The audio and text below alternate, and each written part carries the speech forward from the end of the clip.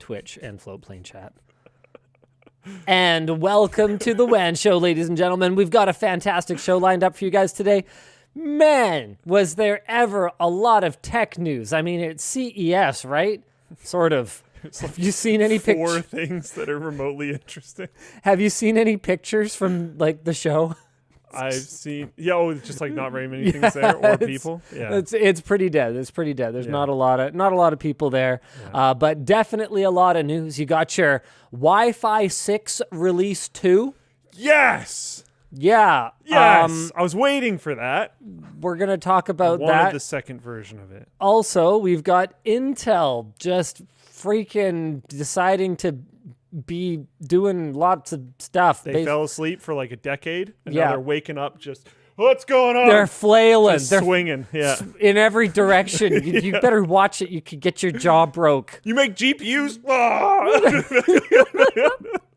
What else we got today? Nvidia is really, really shy about its RTX 3090 Ti. Why so shy, sorry, Nvidia? Ti?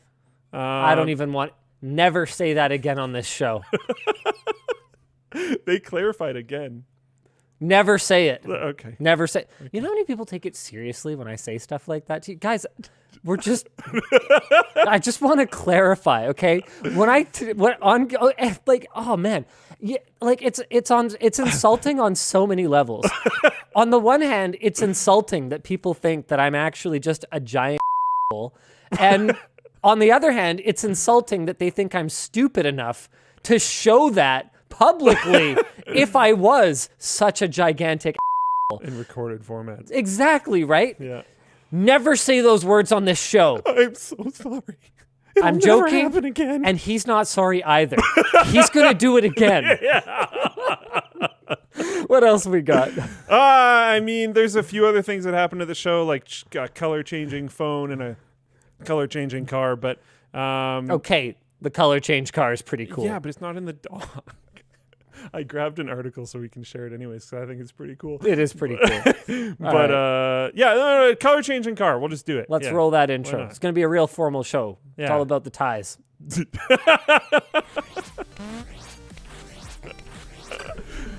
Oh, my goodness. Where is it? Here it is.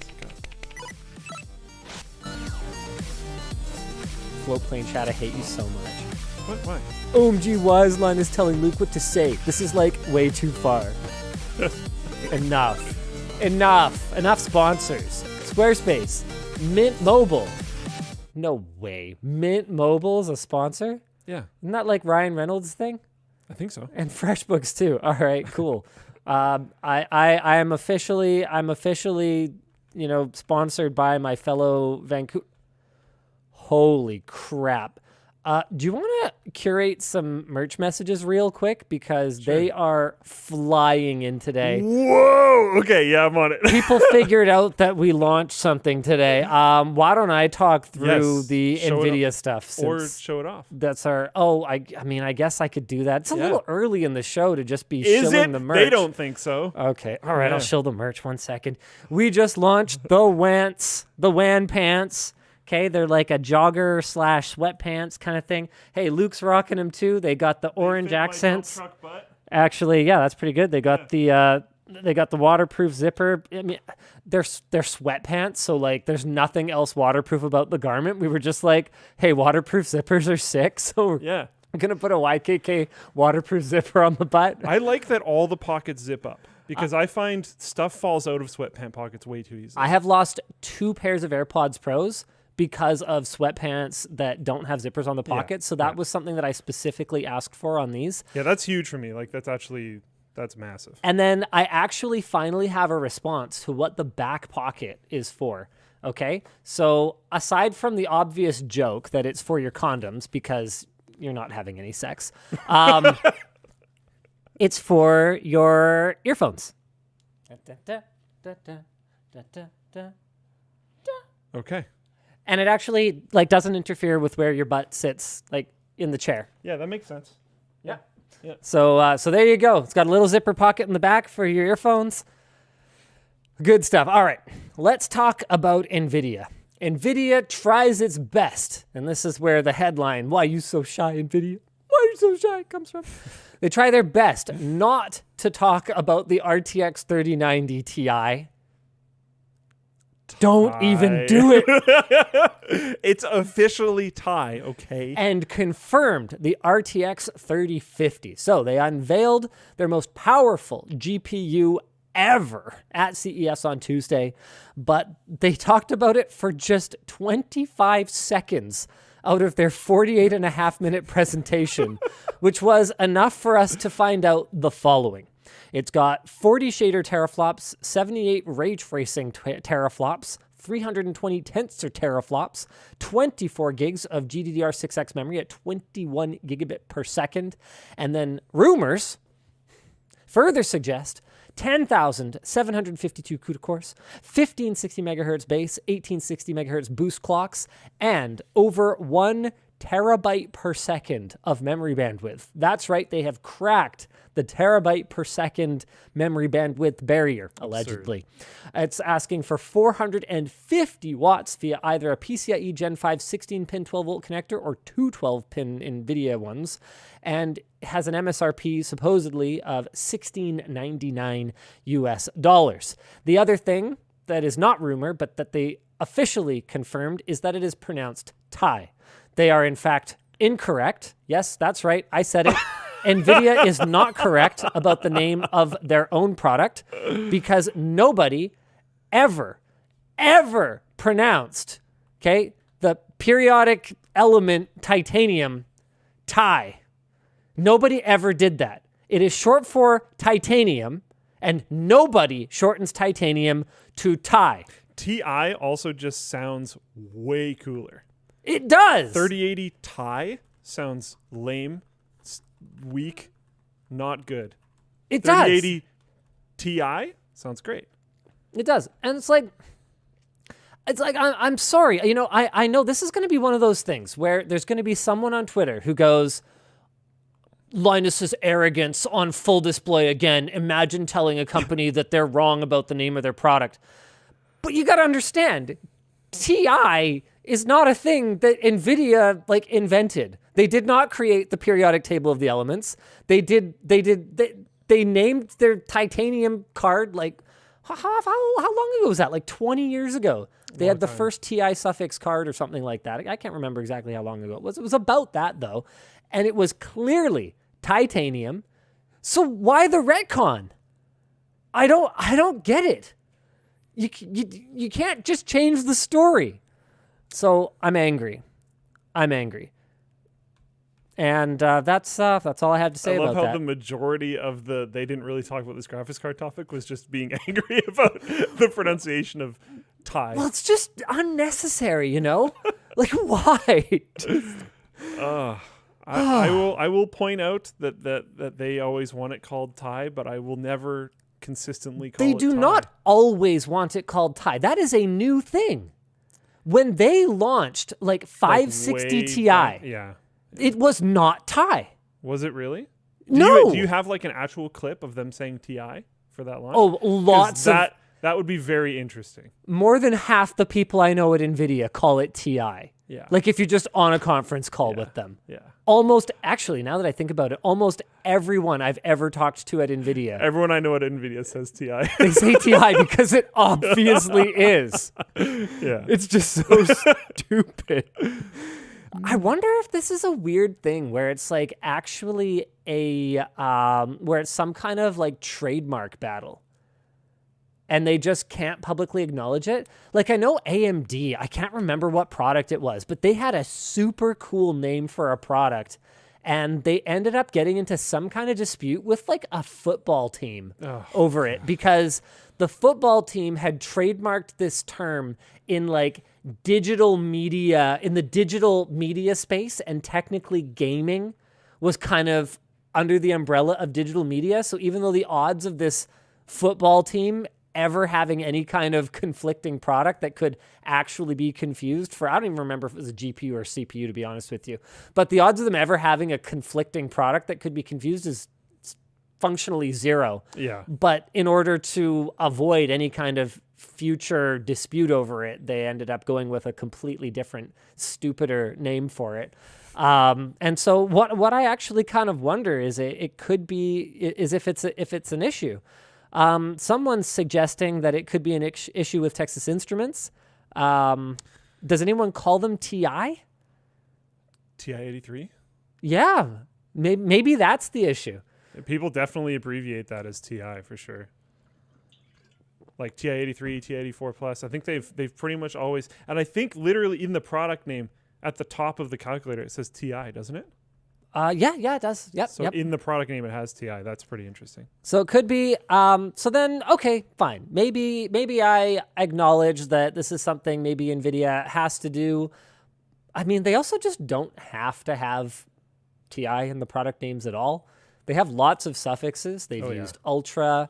You know what I'd love to see them return to? Okay, you know how GTX went from being a suffix to being a prefix? And then it was superseded by RTX? Okay, hear me out. The RTX 3090 GTX. just hug it. I mean, if they're just gonna make up the rules as they go along anyway, then who cares? Just throw out the rule book. I would have. This doesn't matter at all. I wish they kept GTX in the front and made RTX just an R at the end. RTX just an R. Wait, Yeah. GTX 3080R. Sounds Sounds cool. Make the R red. Yeah. Make it red. Yeah. Yeah, I think red Yeah. ain't happening at Nvidia anytime soon, ladies and gentlemen. Yeah. That's probably fun. You know, that's oh man, we're gonna have to talk about the stuff that launched at CES at some point. But that kind of made me think.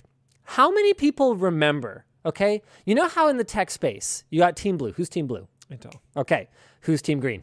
Nvidia. Okay, who's Team Red? AMD. Okay, how many people remember that AMD used to be green? Yeah.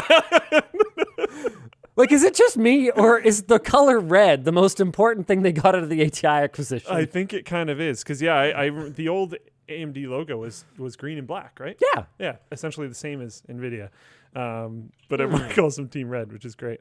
Yeah, I love that. Just like speaking of retcons, right? It's like no, we're Team Red. We were red all along. Don't worry about that. I just get a kick out of it. Okay, we got to talk about some other Nvidia stuff. This is insane. The wisdom of launching an RTX 3090 Ti with a GA102 is sort of questionable, considering the same GPU die is being used for the already unobtainium RTX 3080 Ti, and 3090. Which is probably a big part of the reason why they kind of glossed over it at the presentation. Yeah, it's that's probably fair gonna enough. be a nothing burger. Even if they have additional fab capacity lined up, people probably won't be happy because I don't think there just is any. The RTX 3050, on the other hand, is a much easier sell, with the only question being, where was the RTX 3050 6 months ago? It'll have 8 gigs of GDDR6 memory, 9 shader teraflops, blah, blah, blah, tensor, something. Where's the CUDA core count? Okay, I don't see it here. But it's geared towards GTX 1050 owners and really anyone looking for 60 FPS, 1080p gameplay. You won't be able to run this card with RTX on, or sorry, you won't want to run this card with RTX on, since it's already a struggle on existing low-end cards, and NVIDIA admits that it will require DLSS to reach 60 FPS at 1080p. But I am excited to see anything that is actually at an affordable price point, because as soon as people have something that they can buy for $250 theoretically, okay, MSRP $249, January 27th availability. There's a just to interrupt you for a second. There's a super chat that I wanna go through right now. It says, and I'm quoting this perfectly. Oh my God, Linus is showing his arrogance once again, trying to tell NVIDIA how their product name is pronounced. Honestly. I don't make the rules, okay? That's how it's pronounced. Sorry, you can keep going. No one ever pronounced an element by just saying it like that, The okay? first 2 letters of the word. Yeah, exactly. No one ever called chlorine cl. Whoa. Okay? Nobody ever called bromine bruh. Bruh. Okay?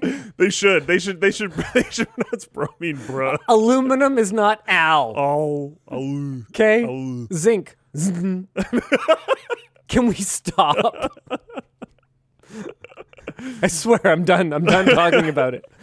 So 3050, as soon as you can buy something modern, okay, for $250, that basically invalidates anything under, $150 for older, obsolete GPUs. As soon as those start to come down in price, it's a waterfall effect.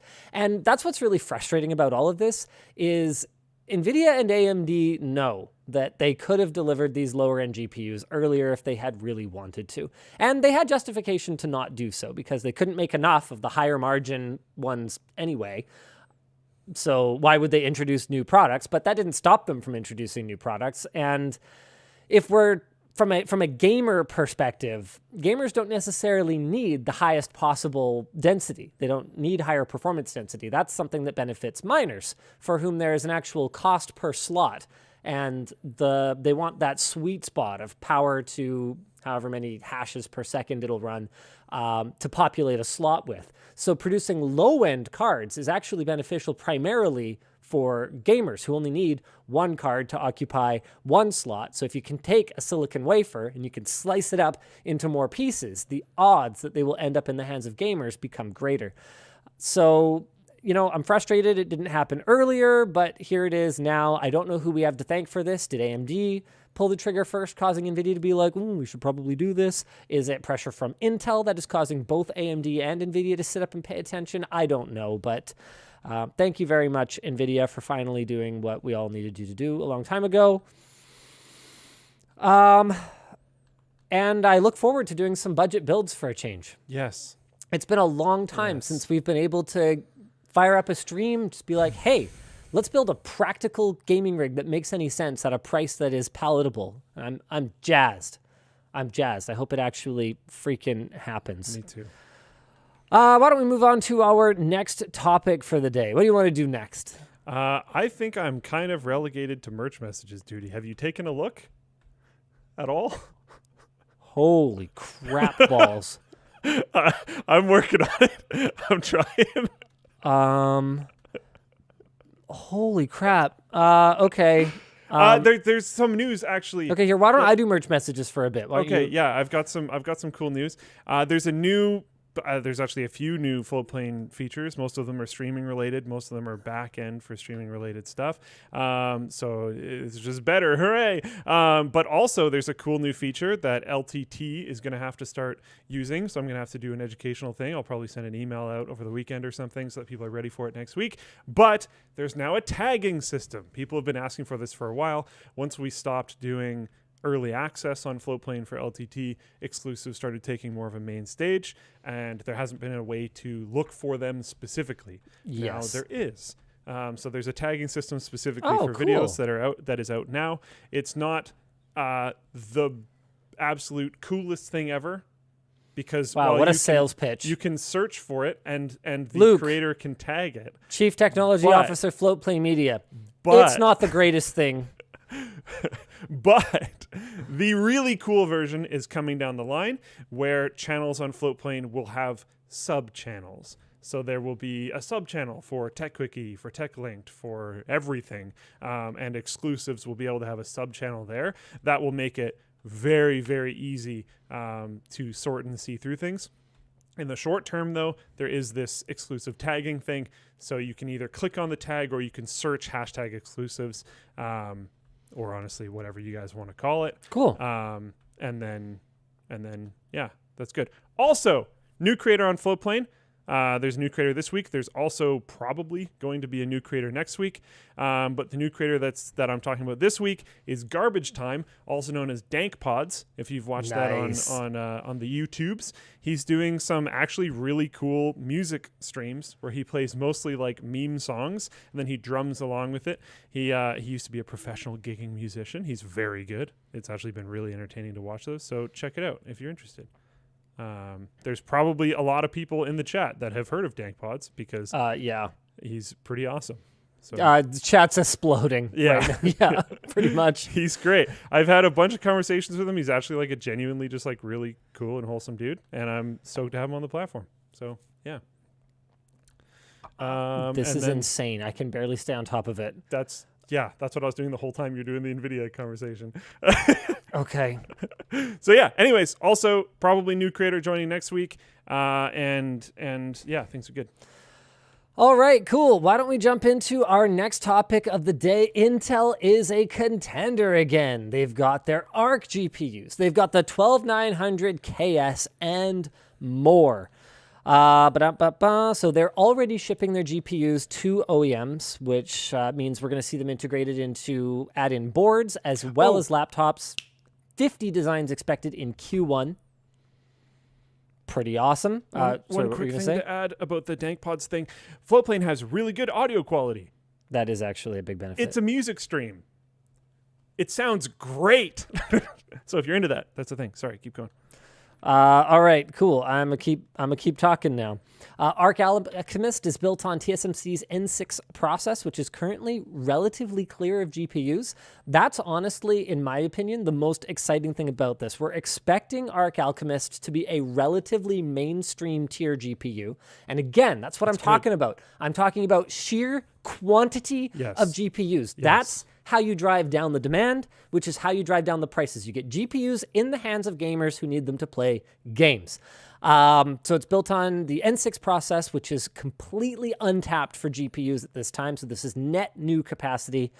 The new GPUs will be able to work in tandem with integrated XE graphics to split up workloads, such as Intel's example of exporting video in DaVinci Resolve, accelerating the process by 40%. They weren't done with high-end 12th Gen Core, though. They've got a new 12900K SKU, and you know what I love most about the KS? Okay, this is a binned 12900K that can do 5.5 gigahertz single core and over 5 gigahertz all-core boost out of the freaking box. It's cool. But this is obviously something that Intel wouldn't have bothered to do if they didn't feel like they had to. Isn't competition wonderful, ladies and gentlemen? It's good.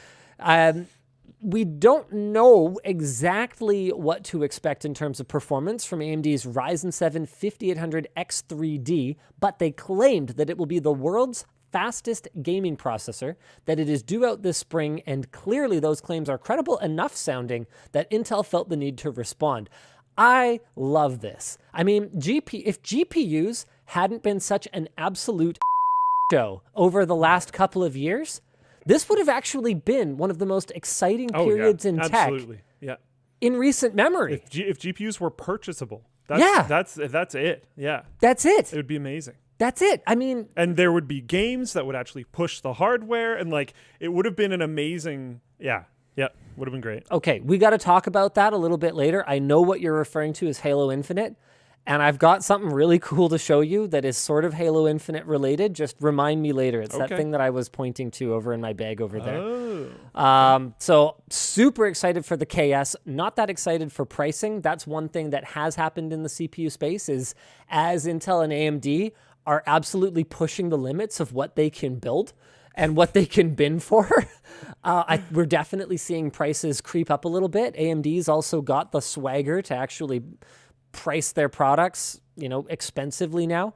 I've seen some sort of controversy even around AMD's decision to make their 3D V-Cache exclusive to the 5800 tier rather than doing a 5600. I think that's an example of AMD optimizing for business rather than necessarily for the consumer. I think it's a fair enough criticism, but I also am a big enough fan of the 5800X that it doesn't really bother me that much, to be honest with you. I think that if you are serious about gaming, not just today, but tomorrow, the 5800X is a really... I think it is worth the extra layout. That's basically what I'll say about it. Don't feel bad if you go with the 5600X. And to be clear, AM4 dead platform. And if anything, if I was buying into AM4 today, I would probably cheap out. I'd probably go Ryzen 3000. Okay. I'd wait it out. I'd go Ryzen 3000 today. and then I'd sit. I'd wait for later on this year when AM5 is supposed to come out with support for DDR5, with Zen 4, with all this hyper exciting new tech. I'd wait for all those, rich kids to go out and buy AM5, and then I'd pick up the, a 5900X or something even. I'd go treat myself because I'm basically getting it for a fraction of the price. Right. I mean, that was always my jam. When I knew a platform was dead end, I was always waiting to pounce on it for when the next new thing came out. And what's so exciting is that things are changing so fast. Things are changing so fast that you can actually plan ahead to that degree again. I mean, there was a time when you would have heard from me. I would have said, don't even think about the future. Just buy whatever's in front of you today, because realistically, the next one's not going to be that much better anyway. Right, though? It's true. It's true. It's so frustrating. So really, really excited to see how the heavyweight battle, or I guess you could call this more of like a middleweight battle between the 12900KS and the 5800X 3D turns out. We've also got non-K Alder Lake SKUs. I mean, these are, honestly speaking, the real game changer for 12th gen. It's great to take back the performance crown. Intel, AMD, Nvidia, no matter who you are, Apple, you want the performance crown. It's such an important marketing piece. It's one of the reasons that, Tesla never shuts up about their 0 to 60 times, for example, because even though personally, I think the benefit of a Tesla is so not the 0 to 60 times. Yeah, it's. I mean, they have competitive ranges. They've got the media console. They've got the over-the-air updates. They've got all these other reasons. What was the old car thing people used to say? Safety. It was like podium sell cars or something. It was like why all the car manufacturers used to be in all the races.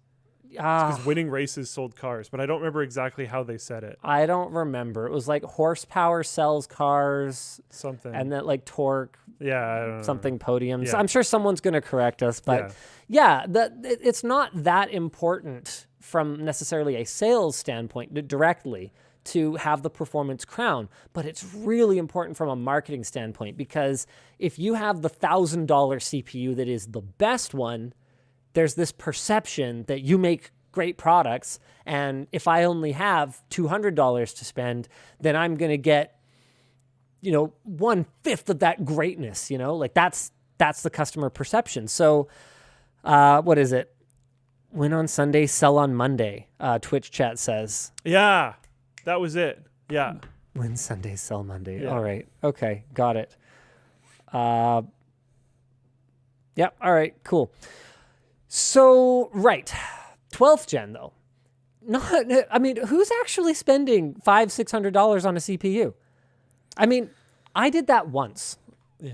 In the entire time that I have been a PC gaming enthusiast, which is most of my life, which is kind of scary to think about now.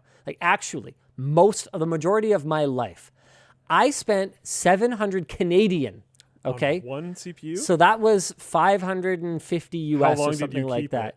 I spent $700 Canadian on a CPU once. I kept it fairly long term.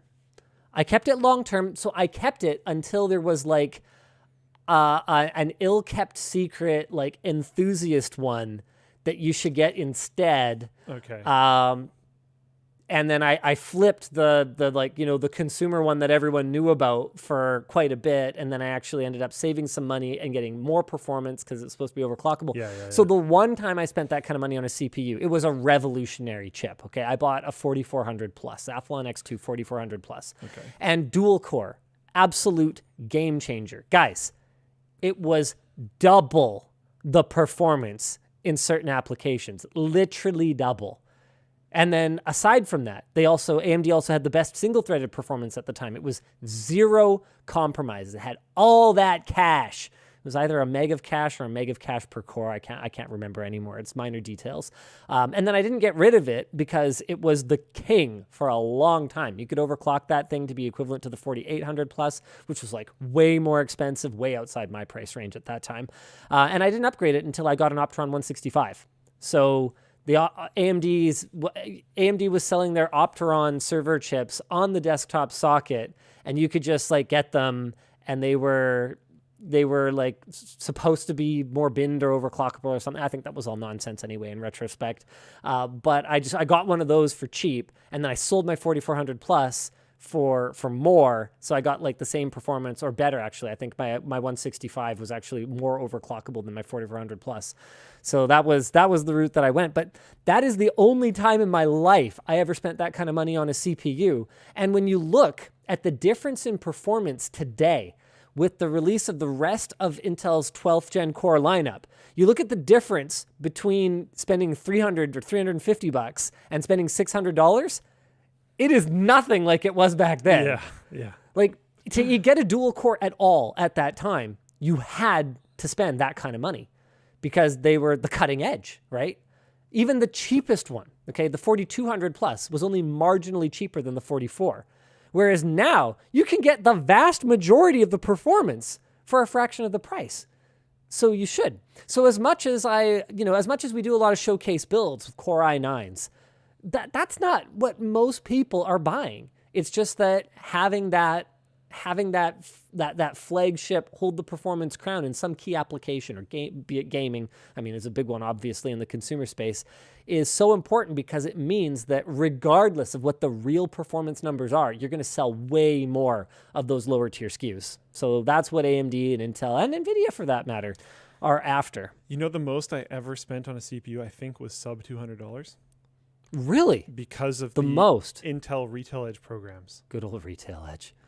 Yep. I just abused that as much as I could because if I remember correctly, I got one of those off of a friend before I worked there. Mm-hmm. And then once I started working there, I got them. And then after I had worked there, you know, the whole told you that story before.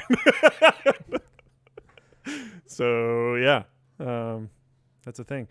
Birch messages are just absolutely still popping off. I know.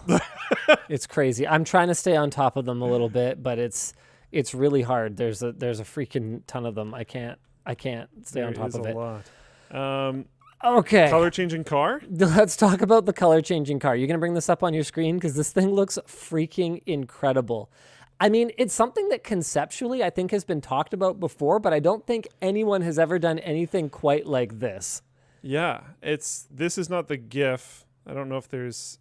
Oh, you gotta find the heck. You gotta find it, Luke. I want to find the GIF. Yeah, but it is able to change colors. They paired up with e-paper, e-inks Prism e-paper. They made essentially displays that go across the outside of the car, and it can change colors. Here, we've got a video. Hold on, I think I've got the. Here it is. I've got it. Nice. Here it is. Check this out. Oh, yeah, there you go. That is so cool. So you could basically just be like, you know what? I'm going to go with the white car today. This has got to be I'm going to go with the black car today. In a heist movie, right? That's got to be. Oh, that's so cool. I love that. Yeah. I mean, they could even just do it like digitally now. They wouldn't even need a car that actually has the technology built into it. Right. But at least like it's possible now. Yeah. Now, I mean, I guess it's technically believable if you see it in a heist movie now. Yeah. I freaking love it. I think it looks really cool. Or like Q gets James Bond a new car that's able to like chameleon color itself. I do have to wonder, what something like this would cost. Right now, this is only a concept car. Have you ever looked into buying e-ink displays? No. They're so expensive. Really? I saw someone did a project where they curated like various newspaper feeds from around the internet, and they would have it show up on an e-ink display in their bathroom in the morning. And I was like, that's actually like kind of cool. I wonder like what other projects we could do with e-ink displays. And I was thinking about stuff for myself, but I was also thinking like maybe we could do a video about it, whatever. Yeah. And then if I remember correctly, a standard monitor-sized e-ink display was like thousands of dollars. Like it was really expensive. I would not have expected that. I would have thought that they were actually kind of like cheap-ish. Let me look into it really quick. Because the only places you really see them deployed in any kind of volume are like e-readers, and those are generally pretty affordable types of devices. Then again, compared to a cheap tablet that does not use an e-ink display, a Kobo reader or a Kindle is actually not that cheap. Now that I think about it, for the tier of hardware that they have inside them, like the processing power that they have. Yeah. So I guess it kind of makes sense. It's just one of those things that I never, like, as a gamer, you know, like I never really cared about. It didn't matter to me.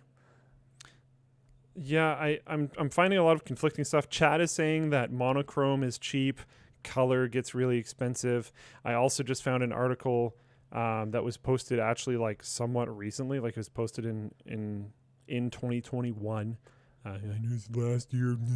Last year. But it's like a 24-inch monitor or something. 25-inch e-ink display. It's $1,500. Here, I got your screen here. Really? Yeah. There's finally... I love the word finally there. There's finally a 25-inch e-ink for extreme readers. Yeah. I that's ridiculous to me. Yeah. I don't know. Agen in the Floatplane chat says that BMW when it gets a ding from a grocery cart. And part of the display shop's working. Oh, brutal. Because probably, I'm assuming, like back end wise, it probably has what were they called when you were doing your big wall TV? The squares. Oh, micro LED? No. Like each square was called something. Oh, like a module? Yeah, I'm assuming it's in modules. Okay. So like you get dinged by a cart and one module just. That would be unfortunate. I have no idea. I haven't read into like how it exactly goes on the car or anything, but it's really cool. This is probably one of the most like visually interesting things that happen at the show. There's also a phone where the body color of the phone changes when it's exposed to sunlight. Mm-hmm. I don't know. They said the tech took 2 years to make. It's probably highly related to transitions glasses, how those work.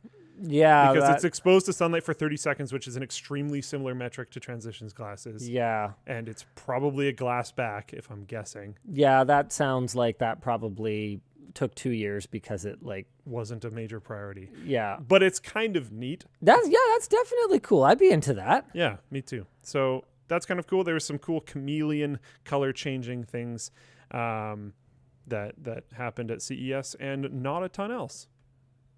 Because CES was even worse this year than I think it has ever previously been, and that has been quite the trend. I'm so glad I didn't have to go. This is 2 years in a row now. I have not had to go to CES. It's been validating seeing like really old media talk about how CES has been getting worse for the last little while. Because when we first went, I actually thought it was like amazing. And like, I didn't like Las Vegas. No, Luke's not a big Vegas guy. No. Yep. But like the show was fantastic, right? And then we're there for quite a while and I'm like, okay, am I just getting sour? Like, have I just done this too much and now I don't care anymore? But like just too jaded. I think, yeah. I think the show's just worse. I think that's honestly what's happening. Because I remember like the first couple of years we were there, you could walk around the show floor and just content would just happen. Because you'd walk past some booth and you're like, yeah, that's crazy. Let's film that. And now it's like, well, there's 47,000 phone cases and 82,000 vacuums. So that's cool. When the phone cases took over CES. That was a bad year. It was not cool. No. Not cool.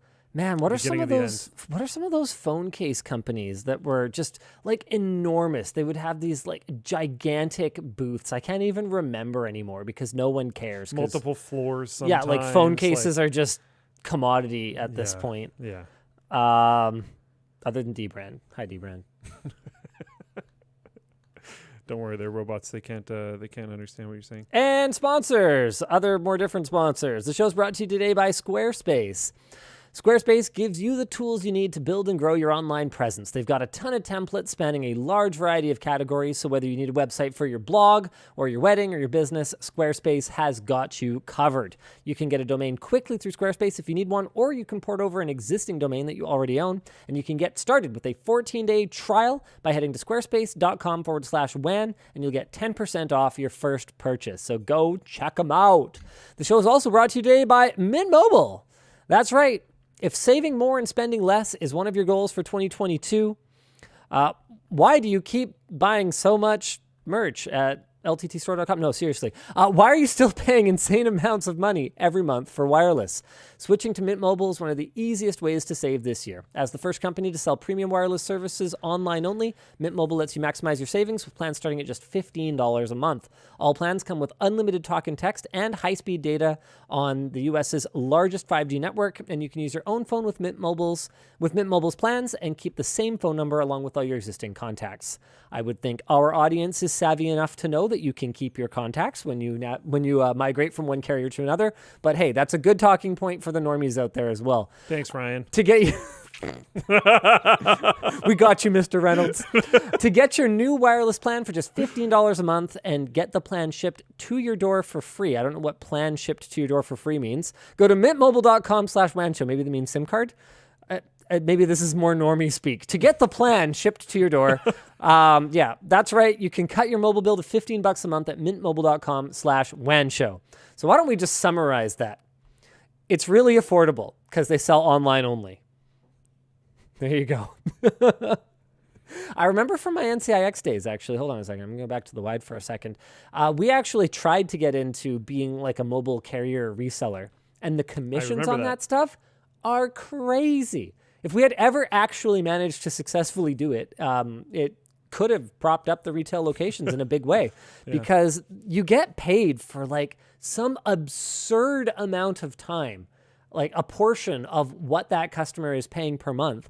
So it's no great mystery how Mint is able to offer really aggressive plans. It's by just cutting out that honestly entirely unnecessary and infuriating process where you go into a store and fill out a whole crap ton of what feels like completely unnecessary paperwork, when this should just be as simple as, here's my name, here's the number I want, here's where to send the bill to, thanks.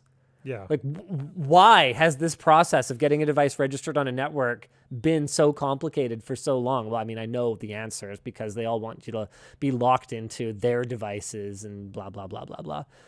What? I just got a fantastic merch message. That face, it almost looked it's like curated. Mr. Reynolds showed up in our chat or something like that. No, not quite. If he did, I'd be super That'd be pretty into cool. It. Yeah.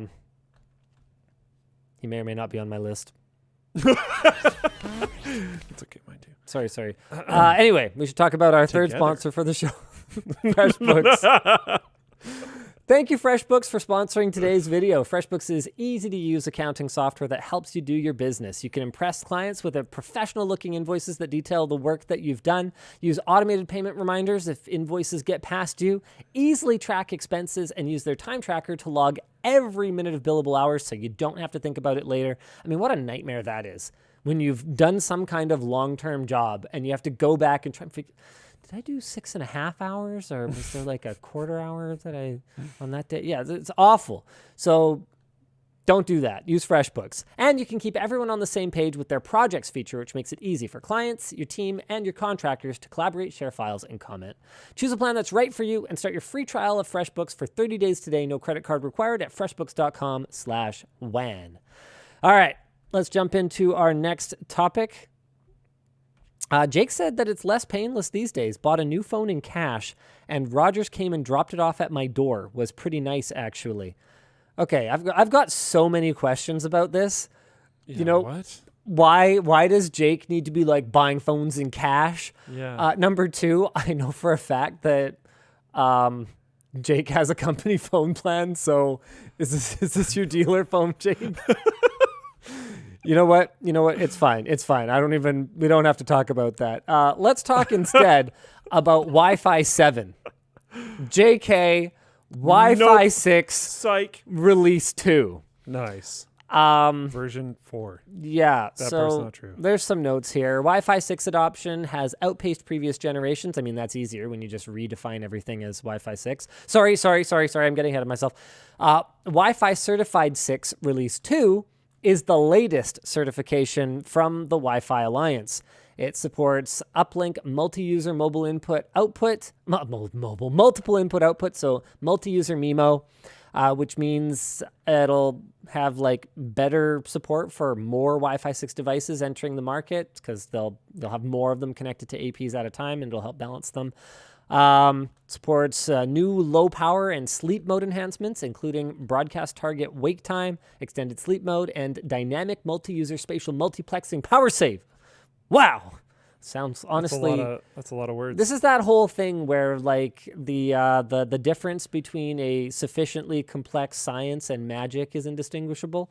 That honestly is just Wi-Fi in general for me. Like some of the stuff it does where it's like, yeah, okay, so I can have like these spatial streams and this one's like direct and this one's going to bounce off the couch and like hit the ceiling and go there. So I need to make sure I time the transmission so that they're all going to arrive at the same time. Like what? Anyway, Release 2's features apply across all the supported bands, so that's 2.4 gigahertz, 5 gigahertz, and 6 gigahertz. And Wi-Fi 6 Release 2 is more of an enhancement for Wi-Fi 6 and Wi-Fi 6E, not a replacement for them. So now we've got the USB mess, we've got the HDMI mess, and we've got the Wi-Fi mesh. I quit. I've got so many merch messages, it probably wouldn't even matter. I could just carry the whole show. Yeah. It's painful. It's painful, man. I just don't know. I don't know what to say. Like, honestly, the HDMI one in particular. So if you guys haven't been paying attention, HDMI 2.1. Oh, shoot. No, it's HDMI 2.1A now. So first, they retconned HDMI 2.0. All HDMI 2.0 devices and 2.1 devices became HDMI 2.1. Now they've retconned that, and they are all HDMI 2.1A. And then all of what we previously understood to be the features of 2.0, 2.1, and 2.1A, which do actually, according to the old way of thinking, have unique features to them. All of those are now considered to be optional features of the new consolidated HDMI 2.1 spec. This clearly serves absolutely no purpose whatsoever other than to help unscrupulous manufacturers deceive consumers. That is the literal only possible reason that this can exist. That's it. And the craziest part is it's at the point where I've had manufacturers that don't like this reach out to me and go, do you know anything about this? Like, are we seriously going to have to certify HDMI 2.0 ports as HDMI 2.1A, but only supporting 18 gigabit per second transfer rates, so they can't do 4K 120? Like, is that actually how this works? Do you have any idea what's going on right now? And to give you an idea of why this is so stupid, there's devices where it might not be that meaningful. Okay, so something like an Xbox Series X, right?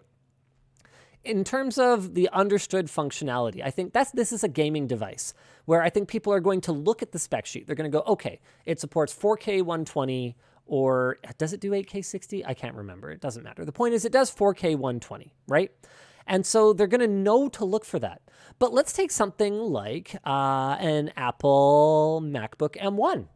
The MacBook M1 is only HDMI 2.0, which was a point of contention with the computer community as a whole because they were like, oh, hey, that's actually not very future-proof in terms of connecting external high-resolution displays to this thing. That actually kind of bites. And so now, all of a sudden, when Apple refreshes the M1 MacBook, even if they don't update that HDMI port to support greater bandwidth, it will still now magically be the MacBook with HDMI 2.1A. It's going to be so confusing. I mean, it was already confusing enough, right? When you had HDMI ports that only did 4K 30 hertz. Right? Yeah. Back during the transition from 1.4 to 2.0, it was really rough. Yeah. It was really rough. You had to really dig into the spec sheet or even ask the manufacturer something. Hey, is this 1.4 or 2.0? Well, now there doesn't even exist terminology to properly find out what's going on. Okay, there does. But I can't even remember what it is. I read an article about it the other day. It's some type of signal encoding that you have to ask if it supports so that you'll know if it'll do up to 48 gigabit per second. And the craziest part is you can even have devices that support that type of signal encoding. Like LG had their, what generation was it? Was there the 1 series or the X series? I think it's the 1 series. But they had a generation of TVs that didn't support the full maximum bandwidth of HDMI 2.1, even though it supported most of it. I can't fathom how we think that moving backwards and making spec names not mean anything is helpful in any way whatsoever. I'm sorry, I'm getting a little passionate here. Well, I'm pretty sure we've actually been talking about this type of like naming scheme problem on WAN Show since WAN Show started. So what you're saying is it's not getting better. No, it's potentially getting worse. I don't know. This last year has felt really bad because of the big three that you just talked about. I feel like it was actually maybe getting a little bit better in kind of the middle there, but recently it's been really taking a downturn. Well, all right. What do you want to talk about next? Potentially merch messages? I guess we could do that. Sure. Destroyer Samuel says DisplayPort for the win. Yeah, DisplayPort is it's holding out. Our last hope. Yeah. Our last hope. All right. Let's do some merch messages. You go to the curated section. And you keep managing the incoming I'll ones? keep going with incoming, yeah. Okay, this is insane. Yeah. All right, Lauren. Hey, Linus, I'm a middle school technology teacher. I teach coding, robotics, 3D printing, and computer applications. In your opinion, what do middle schoolers need to learn about computers? Coding, applications, hardware. Oh, man.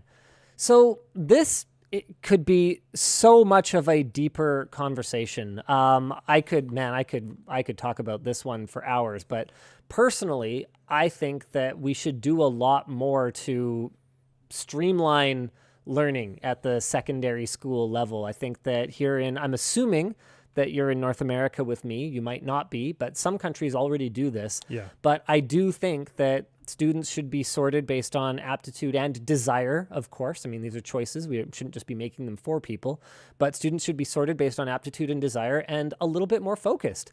The cold, hard truth is not everybody needs to know how to calculate the molar mass of some chemical that gets combined in a reaction with some other chemical and what it makes. I have never needed to know that in my adult life. Me neither, and if I did, I'd look it up. You would look it up, or you would just find a guide or a calculator or whatever the case may be. So there's a lot of stuff, and I'm not saying that I don't appreciate the education I got. There's a lot of stuff that I did learn. I mean, even like that gives me the background that I need to understand an article that I'm reading about something that might not even be directly related. Like it's super valuable, but I think for the vast majority of the population, that will not come up even once between the day they turn 18 and reach adulthood and the day they turn 88 and die. Like it is very unlikely. And there's something to be said about being able to kind of graze across a bunch of topics. Yeah. But I think there's a different way to do it. I do think there's a different way to do it. And I think that there's a lot of stuff that I didn't learn in school that I'm really frustrated that I didn't. And honestly, I think a big part of the problem, Jake's talking about how to do their taxes. Heck yeah. I think a big part of the problem is that teachers and educators more generally have a bit of a bias towards education, pure education for the sake of education.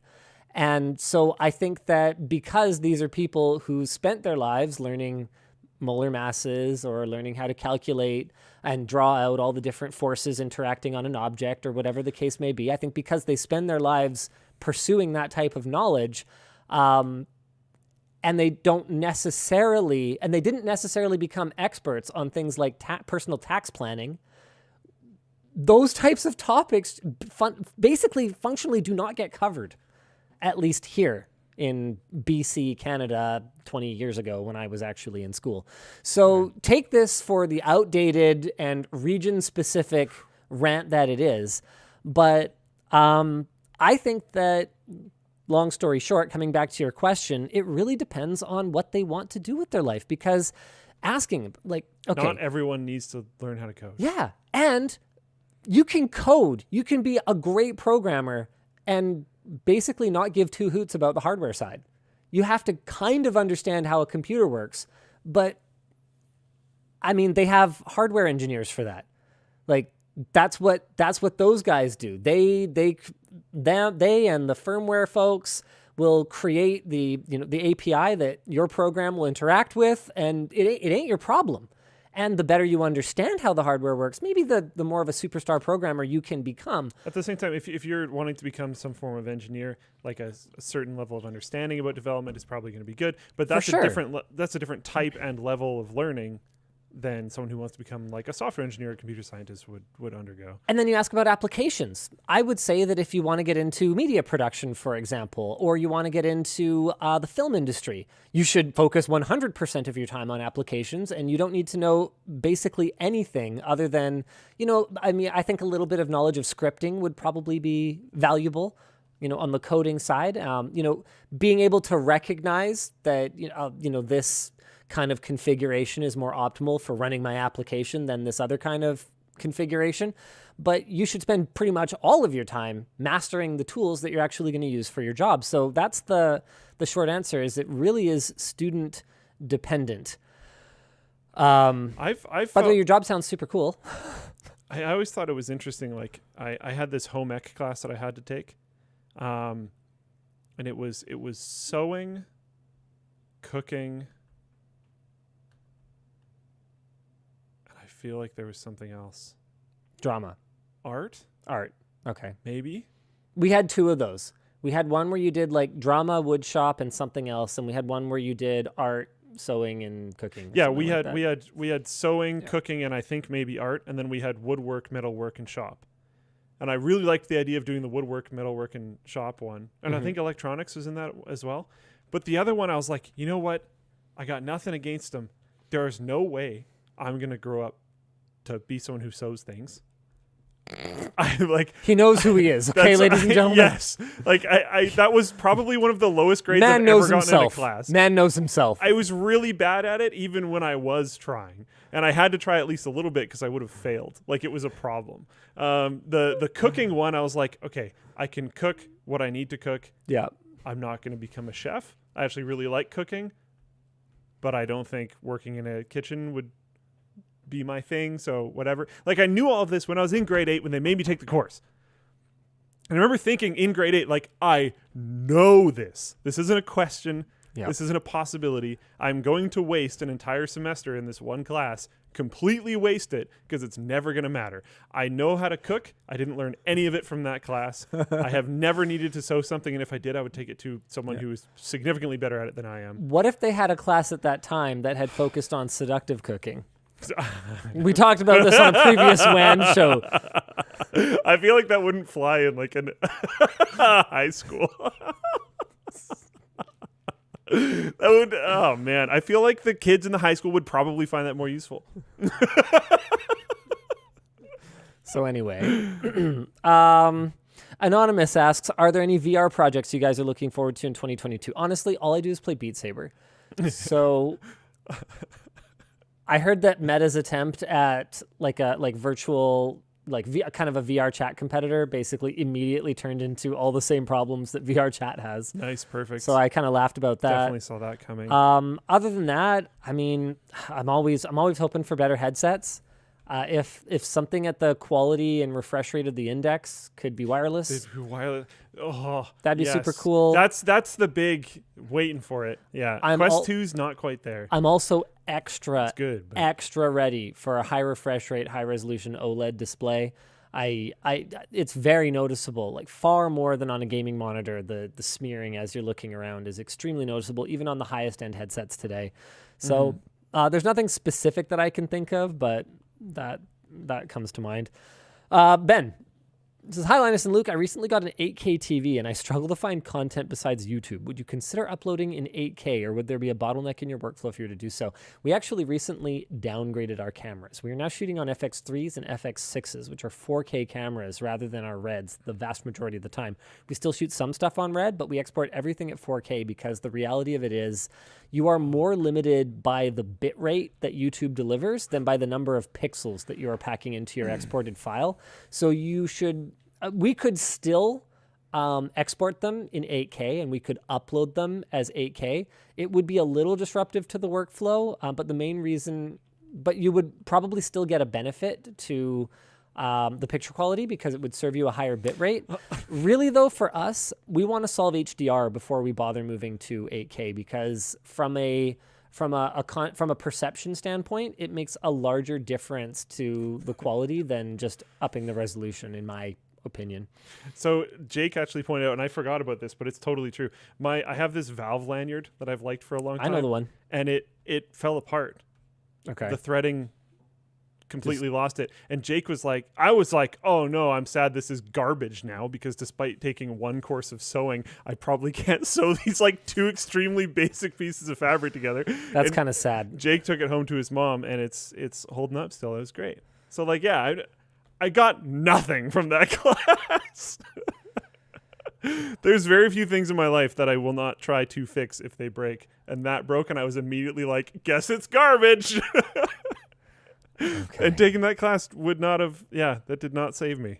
Yeah. There's a lot of people asking, when will the matching WAN hoodies be back on the site so I can get the rest of the set? Okay. There's also a question coming up that asked about like this color, the color of the indoor jacket. Yeah. They're wondering if there was going to be pants that match that type of color. I don't think we have it in the plan. Unfortunately, I don't think that's in the plan right now. Let me just check my email from Nick and I will get you the answer because Nick keeps track of all this stuff. This is the one. WAN hoodie and Swacket containers are in the port now, but they are not unloaded from the vessel yet. This is as of yesterday. Okay. So a month? Who knows? Who knows? I don't know. It will probably get taken off the vessel and put in a warehouse temporarily. No, it'll just be hucked in a field somewhere. Oh. Because it's a container, right? Oh, yeah. Okay. Yeah. So, yeah, if you wanted to search through every just in-storage container in the Lower Mainland, you might find one for free. But don't do that. That's a very bad idea. That's a crime. Yeah, it's like very criminal. But I theoretically, when it's at that stage, we could be launching it next week. Theoretically. But that just is not the way that things have worked out. It's been taking weeks. It's been incredibly frustrating. So we'll get them as soon as we can. There's a lot of people who asked about that. So I think that's going to address a lot of the merch messages people sent. Yeah. Karen G asks, thoughts on a liquid metal, possibly mercury, water cooling or like liquid cooling loop? Obviously not good for daily driving. So we threw around the idea actually before. The concern with mercury is that it eats things, for one. Concern number 2 is that it's highly toxic. Concern number 3 is that when you heat it, it gets out into the air. Yeah. So we will never do that. But cool idea. Definitely love the idea. It's just that in the real world, it just don't work that way. Peter H., when are we expecting the screwdriver and bag to cost exactly? Got to have gift cards ready so that when I buy them, it doesn't hit my wallet so hard. All right. I'm speaking way out of turn here because these are decisions that I make alongside Nick Light. But my expectation is that the screwdriver will be somewhere in the... Non-committal. Yeah. This is not a commitment. The screwdriver will be somewhere in the $70 range for the standard edition. 70 US. Okay. That's for the standard edition. It is possible there will be other editions that are available for more. I would love to do like a Lux screwdriver, and I've got some ideas for what that might look like. It's like the stupidest stuff ever, guys. Like, it's one of those things where with a straight face, I could never tell you, buy this. but I just want to make it because it's really cool. So this is what happens when you put like some idiot YouTube influencer in charge of your product development. It's like, yes, make it so. And like the engineers are just like, really? As for the backpack, I expect it to be somewhere in the neighborhood of $250 to $300. It will not be cheap. Quality. But it's awesome. I absolutely love it. I've been daily driving it. It's really great. So they're going to hurt the wallet. I promise it. But they're going to be awesome. Tyler R asks, any chance of a ball pouch version of the underwear? Gotta confess, not endowed enough for that to have been a concern for me. Never thought of it. I don't think we have it in the plan anytime soon. We're definitely looking at more underwear. Particularly, we've had a lot of requests for women's underwear, so we're working on that. But no promises for ball underwear, but your request is noted. Thank you for that, and congratulations.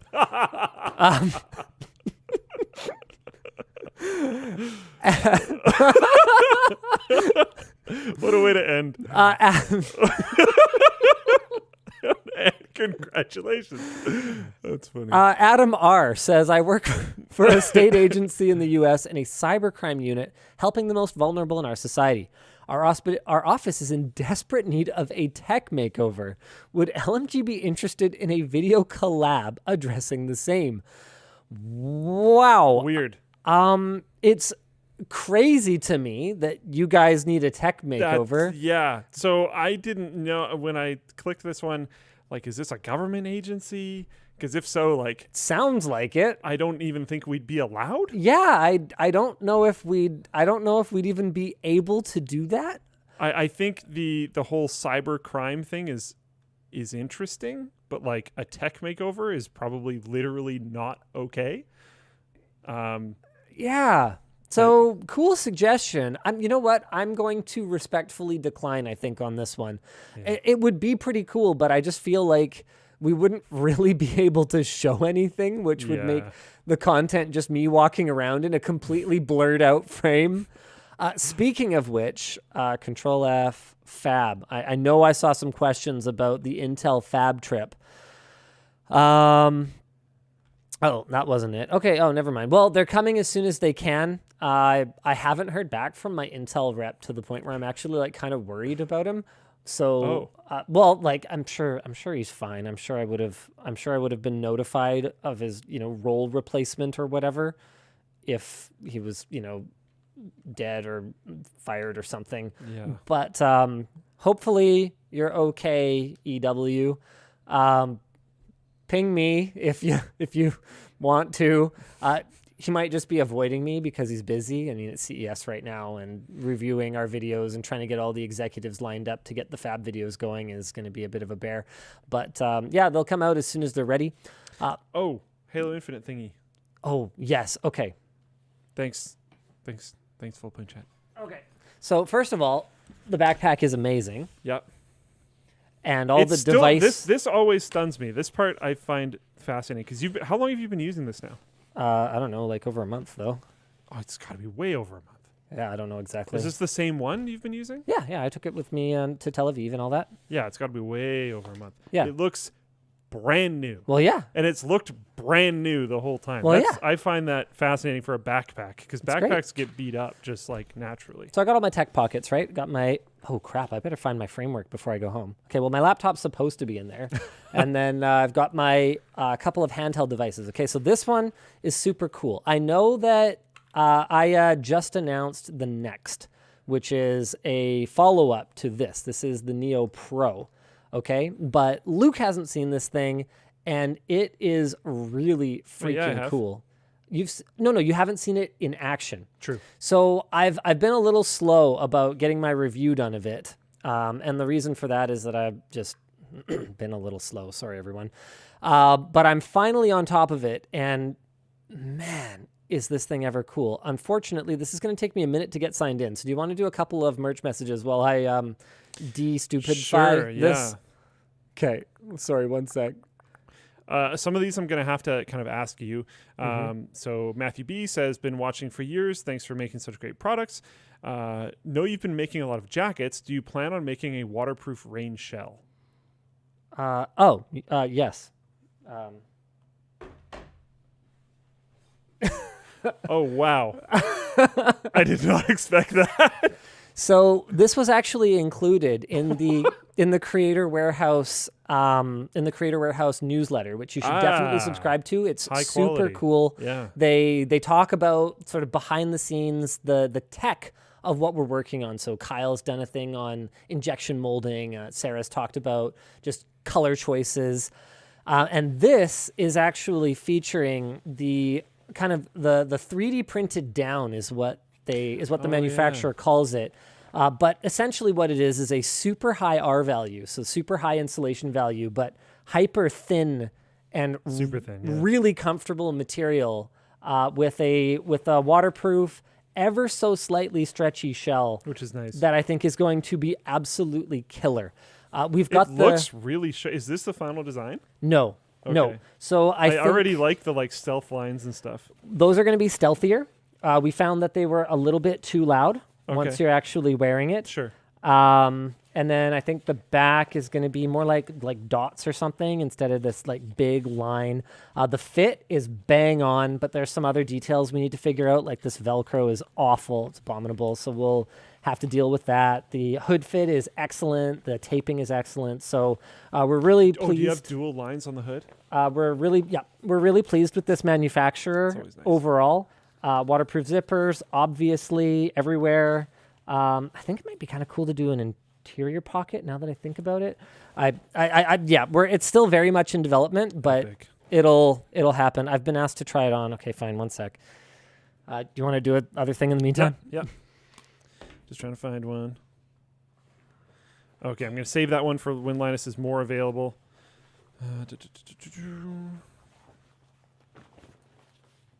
So just like a pretty. Yeah, that looks really sharp. Yeah, so we're gonna fix this thing. It's got kind of like a flap here. Okay. So we're either gonna go all the way down, or we're gonna eliminate it entirely and just do like a little zipper garage at the top because it kind of gets in the way. So these are the kinds of little details that we catch when we're daily driving the early production units. But yeah, that's what it looks like. Really like the fit. Like it looks really sharp. No restriction on it whatsoever. I trust that the new design directions will only improve it, but I'm like a big fan of its aesthetic already. Yeah. I've been wearing it like every day. I'm excited to wear it snowboarding at some point. It's not really designed for that. Do you know how Alpine warm. Do you know what I do though? Right, you're a warm boy. Yeah. So all I do is I wear a sweater and a rain shell. I don't wear like a snowboarding jacket because they're usually too hot for me. Okay. It's not long enough though. It's not really long enough for that. It's really not designed for that. I don't want to oversell it. No one else should do this. It's for like. But I'm probably gonna do it. It's for like 4 to 10 degrees outside weather and raining and just kind of like miserable, ugly, sort of low but not below freezing weather. That's what it's really designed for. We're doing the fit kind of bulky. So that if, like, I often layer up, so I'll wear a stealth hoodie or I'll wear a WAN hoodie under it. Yeah. And that's very intentional. I like that use case for those shells. While you keep on working on that, someone asked, are there any plans for LTT socks? Yes, there is. I don't know if there's any updates on it necessarily. The prototype's on my desk upstairs. Man, but lots of stuff going on. But we have been working on socks for over a year. Yeah. And well over a year, actually. It's been about a year and a half. And I have yet to find something that I'm happy with. We've got a manufacturer whose quality I am pleased with, but we are still working to get the exact composition and the exact weave of the merino correct. And one of the things what I will do in the meantime is I'll endorse another sock manufacturer who makes an absolutely great product. Can't go wrong. They're called Darn Tough. They make socks in Vermont. They're extremely expensive, but these things last like nothing I have ever seen before in my life. And they even have orange ones. Oh, I'm not wearing the orange ones today. Well, I've had a lot of people speculate that I'm wearing LTT socks when I wear the orange ones, but they're not. They're Darn Tough socks. And if we can't if we can't reach that tier of quality, we're basically just not going to make socks. So have you talked to Darn Tough about we this? have. They don't do OEM work, so we kind of went, okay, well, fair enough. Then we're going to have to take our business elsewhere. Yeah. And yeah, so we're trying. We're trying to get there. One of the big challenges right now is they do an outstanding job of making the sock cushioned and yet structurally sound. So one of the problems I run into is when I'm putting my sock into something like a tight-fitting gym shoe, like something that's designed to fit really tight, like a badminton shoe, or something like a snowboard boot.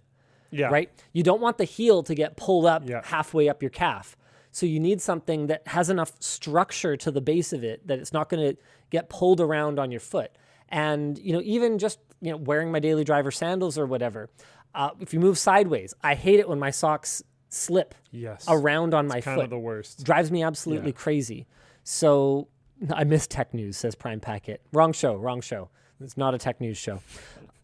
So we want something that is going to hold up to all the little sort of irritations that I have with crappy socks, and it's been difficult. It's totally a thing.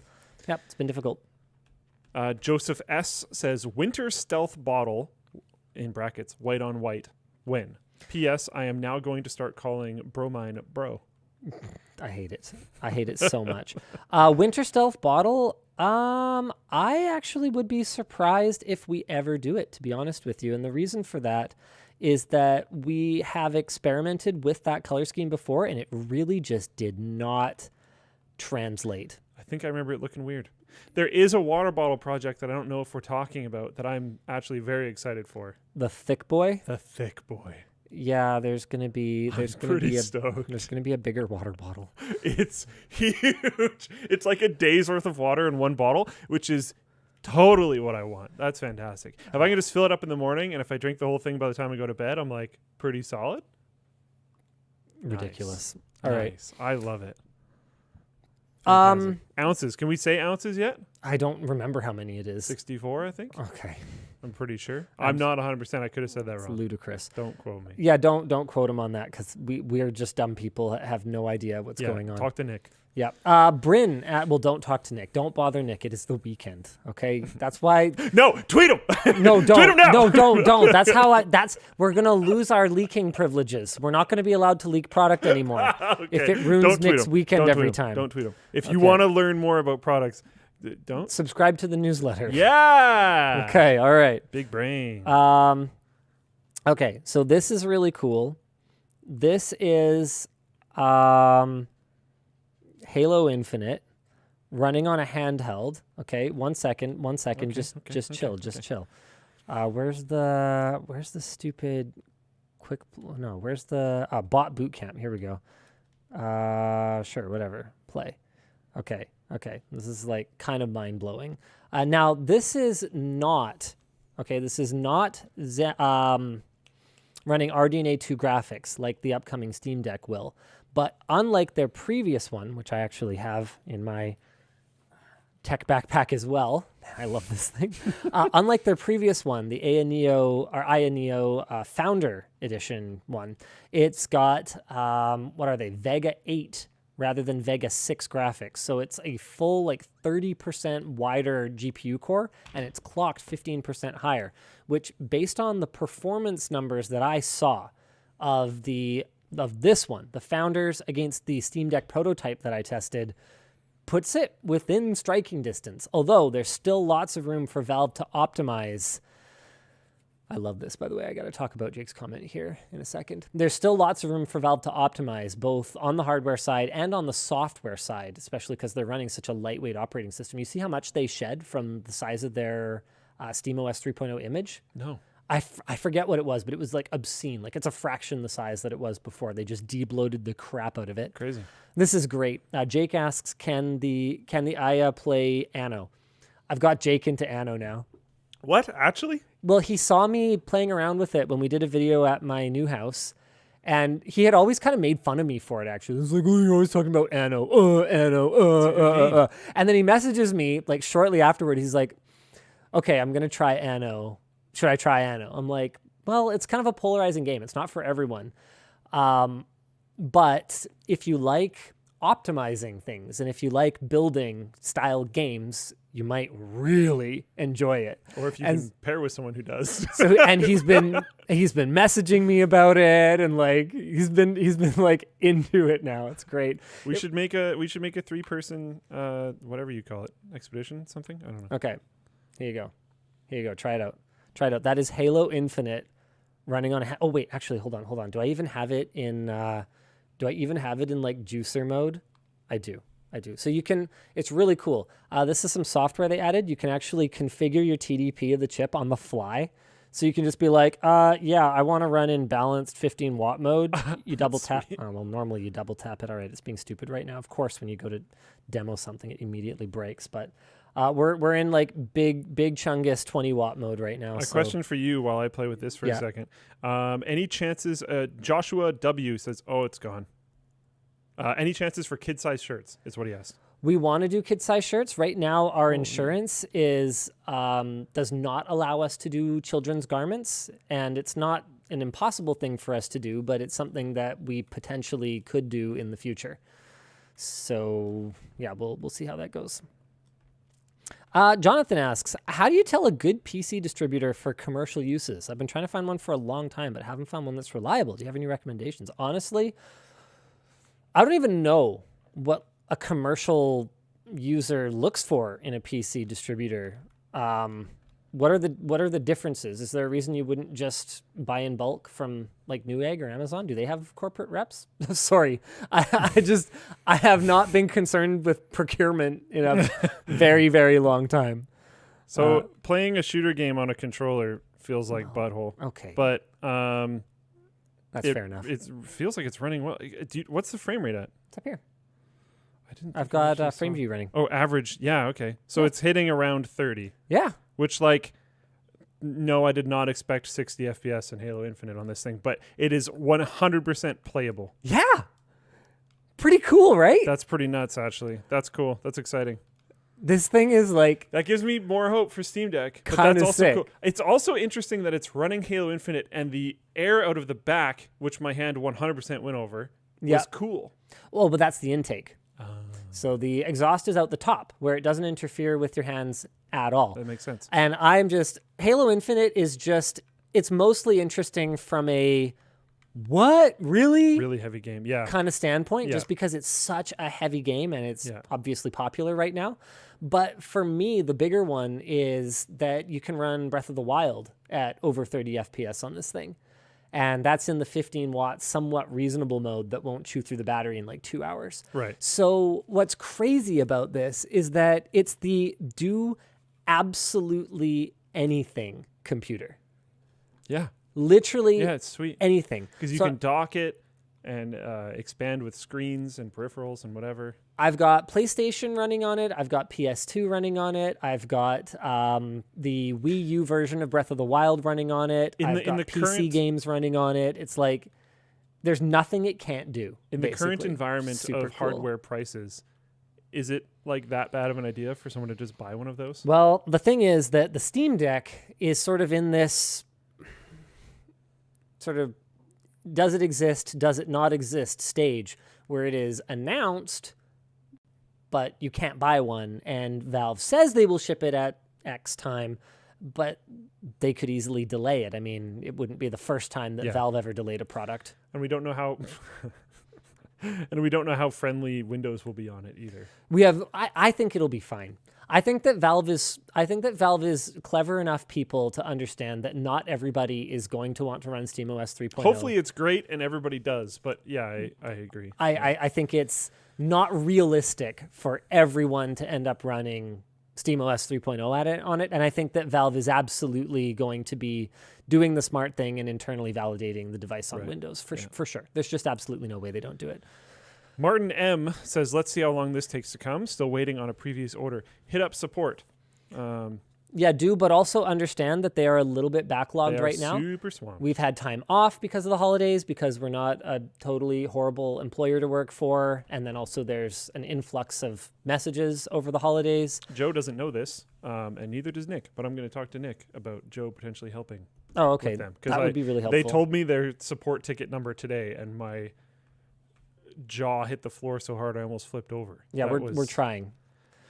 We're trying. You got to understand, we're not Amazon. We don't have call centers around the world that are monitoring tickets and calls. Like we're still a pretty small operation, but we're absolutely doing our best. And once we do get back to you, I promise we'll get whatever it is taken care of. Yep.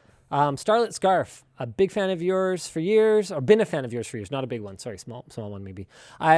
I'm a visually impaired CS major. You've inspired me every step of the way. Any thoughts on the difference in some USB-C cables capability, like PD versus transfer rates? I've seen many people have issues with this. Oh, what a rabbit hole that one is. When we do our cables, and that's a when, not an if, that is absolutely something that we are going to clearly mark on them. You will never, I promise you, this is my personal Linus Tech Tips guarantee. We will never mark an HDMI 2.0 cable, HDMI 2.1a cable. Our PD ratings, our maximum rated transfer speeds, they will be accurate and they will be clearly marked. I promise. There's nothing I can do about the cluster that exists in the current space. We will hopefully be able to list or link to a labs page on the cable even. Hopefully. Eventually, hopefully, maybe. That's the goal. Yeah. You never replied to my email about that. What? We need to have a meeting about creating a scope. I thought I did reply. Well, when did you reply? Was it today? Maybe I didn't reply. Luke getting called out. Luke getting called out live on WAN Show. No, I have no reply from you. Oh. Did I talk to you about it outside of the email? Weird. So we need to have a meeting sort of defining what the scope is for that. Does it take over linustechtips.com and then the forum becomes a discussion sub-site? Do we create a new domain for it? I don't know. We need to figure all that out, but we've got time. Yeah. What were we talking about? Well, we're just going through merch messages. Oh, yeah, we were talking about USB cables. Okay. David T says, how come the WAN hoodie only has a 2-piece hood, but the Stealth hoodie and the Swacket V2 have 3-piece hoods? That is a tremendous question, and if Hannah or Bridget were here, I'm sure they would be able to tell you. Matthew from our team was not actually involved in any of those garments, but he'd probably be able to tell you too. So those are our fashion designer, fit technician team. I have no idea. I'm sorry. Frugivore, hopefully I'm saying that right, in Floatplane chat said, no, keep the forum. He wasn't saying getting rid of the forum. No, it would just be navigational changes. Yeah, navigational changes. Yeah. Forum would still be there. It would be a way for the forum's existence to be justified from a business standpoint, because I promise you it doesn't make money. Brendan says, this will go so well with my line of work. How does hot coffee hold up in the bottles? Okay, so it is a water bottle. We do not endorse the use of other liquids in the bottle. However, I have seen many user reports that it keeps coffee hot very well. The one challenge for me with putting anything other than coffee in any water bottle, I don't like putting non-water beverages in water bottles. You got to only do that thing forever. Pretty much. And the challenge is that cleaning them is a bit of a chore because it's hard to get in there, and you should never put an insulated water bottle in the dishwasher. Yeah. So as long as you've got a scrubby for cleaning it out, or you don't mind having coffee residue inside your bottle, then I can't stop you from doing that. It's your product. It's your thing. It's your item. Yeah, you own it. Yeah. But I don't. It's not. It's a water bottle. That is the officially supported liquid. Being like that about it, being all corporate. Bryn asks, I'm curious to hear what, if any, tech you guys are excited for that isn't quite ready for prime time, but feels like it's around the corner. I feel like my answer is kind of cop-out for this. And it's definitely ready for prime time because the app that goes along with it was #1 on the App Store at Christmas time. TikTok? No, actually. You're into TikTok? You want more TikTok? No. You sure? Yes. More dancing and singing along with stolen music? Don't really like TikTok too much. No, but Shake your booty a little more? It's VR. I think it's very close. That is a cop-out answer. Thank you. The Quest 2 is fantastic, but it's not really there, you know? It's so close, but I still feel when I'm trying to move the controllers around, it still feels a little laggy. and I know they don't have external sensors and all this kind of stuff. I know what they're fighting against is like huge, and what they've accomplished with the Quest 2 is very respectable. But I'm really excited for like the next few steps of VR. And I've never felt like we were. There's been times in the past where I had kind of a sense of despair about VR. Because I was like, it's not there, and it's going to take so long. Yep. And now I'm like, it's not there, but I feel it, and it's right around the corner, and I'm really stoked. So I guess that's my answer. Yep, that was a cop-out answer. It was. Honestly, handheld gaming is something I'm super passionate about. It's kind of a cop-out answer. You literally had it on the desk. Going back to the Nvidia Shield, right? That Android gaming portable that they had, Shield Portable, I guess they retconned the name too. Yeah. I absolutely loved that thing. I love the concept of streaming games, locally from a higher powered machine over the network.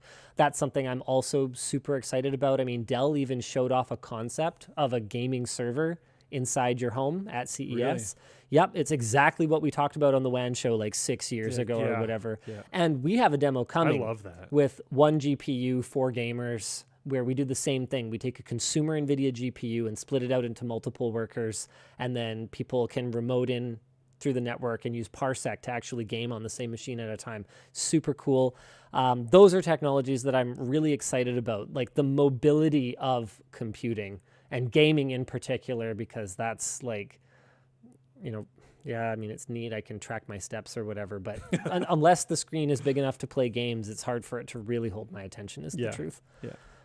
Okay, there's a big discussion in Floatplane chat led by A Prime and Jake of all people about, well, why shouldn't we be allowed to put our water bottles in the dishwasher if we have a no heat setting? Yes, if you have a no heat setting on your dishwasher, you can put it in the dishwasher if you really want to. I'm just for the sake of just protecting, the people who can't be trusted to set their dishwasher exactly correctly every time we say it's not dishwasher safe. But yes, you could do that. Yeah. All right. Yeah, no, we don't own an aircraft yet. That's a merch message that just came in. Not yet, anyway. Joshua asks, Linus, what is the complete story behind you and your NCIX days telling vendors ahead of time, no, we have no intention of paying you? Also, do you guys have enough in stock of the WAN pants? Okay, so that's not... Is that from the roast? Is that from Taryn telling that story in the roast or something like that? Okay, so... Because I'm trying to figure out what that is in reference to. Maybe I told the story, but basically, I told a vendor that I was talking about my order, and I said, hey, I forget exactly what I said. It was either something along the lines of like, I need net 60 terms because realistically, we're going to pay in net 60 anyway, even if you give us net 30 terms. It was either that, or it was like they were complaining about not getting paid, and I said something along the lines of like, well, yeah, it's kind of going around right now, but we're gonna, well, no, this wasn't even at the end. This was just NCIX having cash flow problems and stretching their terms with vendors because basically management, either through ignorance or malice, I can't tell anymore, had decided selfishly that their own cash flow issues were the only priority and anyone else's cash flow issues were not a priority. So constantly when I would go and I would complain to upper management or accounting that my vendors need to be paid, hey, we already turned through all the inventory. What are we waiting for? We have the money to pay for it from customers now in our bank account, theoretically, assuming you're not pissing it away on something, we need to pay the bill. And they would always say, you need to ask for more time. You need to ask for understanding so we can have the cash flow to maintain our business. I'm like, well, what about their cash flow? Like, I don't understand this. This doesn't make any sense. Did we bring in the product and sell it, and then now we can pay for it or not? So basically, I disclosed that we were stretching our terms and that we were not paying vendors on time. And Taryn called me into his office and was like, Did I just hear what I thought I heard? You can't tell people that. Like, do you have any idea how bad that looks? And like, from my point of view, I was like, yes, sir. But from my point of view, I was like, well, if it looks bad, then maybe we should probably pay our vendors on time. Yeah. But that's not something I can control. It's not something he can control. So it was an important lesson in just sort of etiquette if you're good, and stretching terms is absolutely a thing in many industries and many vendors, but it's not something for personally that I agree with. We don't stretch our terms here. I don't think, to my knowledge, in over 9 years of operation, ever been late on a paycheck, for example. I don't believe in that. Everyone else has cash flow issues too. But when I'm not in control of that, which I wasn't, I have to toe the company line. So that was the story there. As for whether we have enough WAN pants in stock, we certainly did before we started. I have no idea what kind of situation we're looking at now. It's probably dire. We definitely moved a few. Yeah, just a little bit. Just a little bit. You know what? I think we'll be okay for a little bit. The problem is just that our restock is pretty far away. So that's the main issue. We're going to have a restock of hoodies before we have a restock of pants. So if you were holding out to buy the hoodie and the pants together, I can't guarantee that their in-stockness will overlap. Yeah. Joshua W., I already talked about kid-sized shirts. We can't do it until we revise our insurance and until we get our own branded shirt blanks out into the field, make sure that they're really going to hold up to the real world. And then we start working on the chunky boy fit, the lanky boy fit, the women's fit. Maybe we do kids fits. The future of the LTT brand is clothing, not merch. So yeah, pretty much you name it, we intend to address it at some point, but we're cash flow constrained, right? Like that's something I'll talk about honestly with you guys, whether the optics are good or not. We're at the point now where Creator Warehouse could probably use an outside investor. I think I don't want to do it because I just don't like people telling me what to do. But I think that if we were being honest, they've got a new space they're moving into. They're going to have to furnish it. They're going to have to hire a bunch of people. If we wanted it to grow the absolute fastest it possibly could, we could use outside investment, but we've also really enjoyed doing things the way that we want to do them. I think you're going to have a really hard time continuing to do that with outside investment because the LTT stores ran in a somewhat unique way. If it takes a year and a half to make a pair of socks, then damn it takes a year and a half. And I think not a lot of many people are going to be super cool with that, that aren't the audience. Yeah, I mean, honestly, that's something that theoretically we could do, but the problem is that as soon as we have a bunch of international investors... I didn't mean that, but yeah. As soon as we have a bunch of international investment, it is a minefield. It's terrible. Legally and accounting-wise, it's just awful. And I don't feel like dealing with it. So that's where we're at on that. We're not going to go public anytime soon. No. Jackson, do you have any other prints of the desk pad on the horizon? There's going to be a stealth one, and I think there's something else with kind of cool circuits or something like that. It's kind of inspired by the circuit wall in the lounge.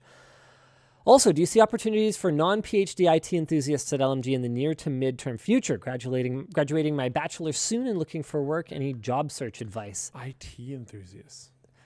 I mean, yeah, it's tough, right? You just got to keep an eye on the jobs page. The jobs page. We're almost always hiring these days, so I don't know what to tell you other than keep an eye out.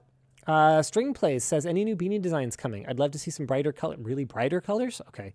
And maybe multicolored designs. I don't think we have anything planned for multicolor, but I'm sure Sarah would love to do another round of finding fun colors or coming up with some cool patches and stuff to put on them. Anything's possible, but there's nothing imminent. Blake, heck of a job to your team pumping out videos this week. Also, shout out to my buddy Travis watching. You'll be sleeping on this pillow. Oh, that's so nice. You got a CPU pillow for Travis. Wow. I know there wasn't a question, but I thought that one was yeah.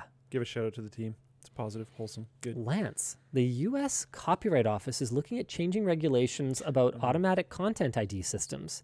They're taking public comments for a month. This is everyone's chance to make their voices heard about content ID abuse. Hey, what a great message. Thanks, Lance. Enjoy your mystery water bottle and your black beanie, and thank you very much for bringing that to everyone's attention. It's going to be really interesting if 3/4 of Twitch creators can't just watch YouTube all day anymore. Yeah. I'm not even necessarily calling anyone out, but that's a huge thing. An automatic content ID could really bring that down. in a crazy way. That would actually be a massive change for, I guess, not just Twitch creators, but like live streamers in general. That's a huge portion of what live streamers have been doing. Wow. That would totally change the space if automatic content ID came to more platforms and how it was more regulated and all that kind of stuff. Okay, it's going to be on a commercial flight, Vladdy Daddy 88. We don't have our own plane. Andre J says, how do I wash the desk pad? I might or may not have spilled some Red Bull on it. So this is not official. This is just what I've tried, and it works. But you just machine wash cold, lay it flat to dry, and it looks like the day you got it, pretty much from my experience. Your mileage may vary. Your detergent or your washer settings might completely destroy it. I don't know. So failing that, what you can also do, and I think this is more official, is you can take something like a scrubby cloth, like a microfiber cloth or something like that, get it kind of saturated in liquid and detergent, and you can just kind of scrub it. Just make sure that you don't only scrub in one spot, because it's a black pad, so you'll end up with like one faded spot, so you need to make sure you kind of feather it out and scrub all around. And then I would give it a rinse and then let it just lay flat to dry, and you should be good to go. Mark C, I'd love to see a highlight video of LMG employees' personal Twitch channels. So what I was thinking with this is that you just want more personal promotion on LMG official. We've talked about this, Luke. You're putting me under pressure live. You're putting me under pressure live. I meant to read this one before you did, because I was going to kind of co-op his merch message and say, if you want to see more stuff about LMG employees' personal stuff, a very interesting way to do that is to subscribe to Floatplane. And check out the Meet the Team videos. There's actually quite a few at this point. I'm going to work with the Linus Media Group team to get some of the old exclusives tagged with the exclusive tags, so it can be more easy to find some of the old exclusives. There's a ton of exclusive content built up there. There's actually years worth. So there's a lot of Meet the Teams too, and it's actually pretty interesting to see people in a casual setting just talking about themselves instead of talking about tech stuff. So if you want to kind of meet the team with a variety of the team members, maybe check out Floatplane. Lucky Falcor on Floatplane says, hey, did you guys hear Sonos won the patent case against Google, and Google speakers are getting nerfed as a result instead of Google paying royalties to Sonos? I did. I think it's time for me to just switch from YouTube Music to Spotify, because it drives me crazy that Google Play Music, I used to be able to just natively cast to my Sonos speakers, but ever since those two got in a tiff, you haven't been able to do it anymore, and that's part of the transition to YouTube Music, is my understanding. And it just sucks, because the Sonos Music app sucks, because nobody should ever use it. You should just use your native music service app, and then you should just cast to your Sonos. So I think that might be the thing that just breaks me and pushes me to Spotify. Apparently they have good migration tools. Jake's been on me to switch to Spotify for freaking ages. YouTube Music is trash. But I have YouTube Premium. That's why I have it as well. And I have a family plan, so I just have all the YouTube Premium and all the YouTube Music. Shopify family plan. I don't. Yeah, but that's not YouTube Premium. So now I have to also have Premium. Am I wrong? I might just be sucks. wrong. Does YouTube Premium just automatically include YouTube Music? I believe so. Oh. I could be wrong. It might be a small adder. If it was cheaper, then that helps cover a bit of it. At least cheap. Foster W. As a sales rep at Leon's, it's very difficult for me to explain to customers the difference between Hertz and the manufacturer-listed motion rate. What's the easiest way to explain the difference? I've got it for you, because this is how I used to explain it to customers. The Hertz, right, is the input frame rate, okay, or frequency or whatever. Let's sorry. Nothing. Sorry, I was talking to Jake. Oh, let's use frame rate, okay? So the Hertz is your input frame rate.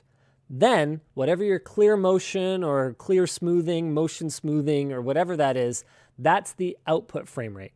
So the way that you can explain it is that any difference between this and this is fake. It's guesswork. It's filling in the blanks. So that's why this is critical and this is garbage, because anytime you're guessing, there's always going to be some incorrect guesses. And I remember it just being the stupidest thing ever. NCIX had this Samsung showcase store at one point, and one of the demos that Samsung sent over to show off one of their top. This was in Metrotown, wasn't it? It was in Aberdeen Center. Oh, yeah. One of their top tier TVs was, I think it was like BBC Planet Earth, where all the birds are flying at the same time. And I don't know whether it was Samsung's fault or NCIX's fault, but we had it running with the stupid motion smoothing. So it looked like an absolute cluster. It looked like absolutely nothing as all these birds are going across, because the wings, right? They're constantly changing direction. And when you've got like a, I guess that would be what, a 30 FPS or 24 FPS content input. And then you're trying to upscale it to, at that time it would have been like 240 or whatever. I mean, it's a gong show, right? It's not going to look like anything. Ugh. So stupid. Hate it. All right. Glad to hear it, Adam L. Love Anno 1800 too. I got the incomings. You got them? All right. Going through. So hopefully that clears things up for you. A Draka 1. News. McDonald's Japan is only serving small-sized fries due to an issue with their Canadian supplier in the Vancouver ports. Yeah, that sounds familiar. Thought it was fun enough to share. Hey, thanks for that. Red Robin locally is only providing ketchup in pre-portioned little things because apparently there's a ketchup shortage in Vancouver now as well. Just COVID era things, right? Things. So one of the incoming messages that I sent through said that they work at a Chick-fil-A and they rotate through 8 iPads for taking orders or something, and they're wanting a charging solution. Just get one of those like file folder slot things that you can place them on and just plug them in. There's not really much else to say other than that. Ian D says, you've mentioned software videos don't perform well. Would you consider making compilation videos of cool/niche software for PC users? It's something we've touched on before. In fact, we had a whole series that we had planned around it called LSD, Luke's Software Discoveries. It didn't perform very well. I don't think Luke did a great job of it. I think one of them was okay. Yeah.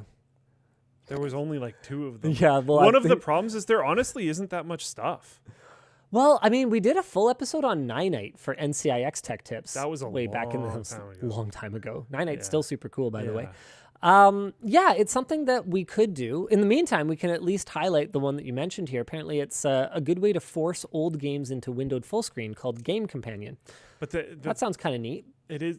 But it's not niche. Enough for one video, and it's very niche. Yeah. Yep. It's tough. And ultimately, when you unless we started doing more Linux stuff, I don't think there's enough of that type of content for Windows. I think if you jumped on Linux, yeah, there almost certainly would be. Andrew C., have either of you done any more Linux things since the Linux challenge? Nope. I've been playing Halo Infinite. Mint released a new version. I'm interested in trying it, but I can't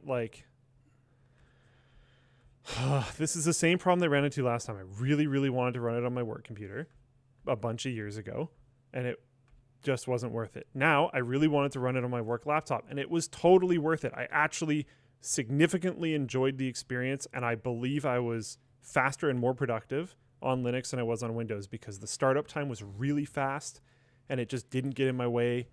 It was quick. I don't know. I was happy. And then it stopped displaying to an external monitor. And I was just like, okay, now I need to waste a bunch of time installing Windows again because Windows takes a billion years to install compared to Linux. Kind of does. I don't get it. It's only like 4 point however many gigabytes. How long could it possibly take to extract and put all the files? Linux actually takes like a few minutes.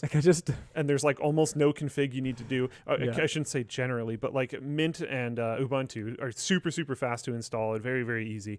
And then Windows is like, oh my God, I have to click 10 million things saying, no, I don't actually want you to take every single piece of information about my entire soul for free. And then you finally get into the install and it has to update 10 billion things as well. So frustrating. And I don't even want to use it. And it's worse, but at least it displays to a second monitor. Yep. I don't know what to tell you. So I don't know. I want to try the new version of Mint, but if that happens again, then I just wasted a bunch of time. Silverhome says, still no QD-OLED talk. So, that video. Did you watch the video we did on QD-OLED? No. Okay. It's super cool. So Samsung is trying to solve the problems of LCD and OLED by basically combining some of the best technology of both. Okay. They've got an OLED backlight, which basically means per pixel light control. And then they're using a quantum dot layer to handle the transformation from the wavelength of light that the backlight evenly distributes to whatever wavelength they need. So it's going to be your red, green, blue, etc. It's a little bit more complicated than that. You got to watch the full video for the actual explanation because there's some pass-through or something. Anyway, the point is it's OLED plus quantum dot, and it's super cool.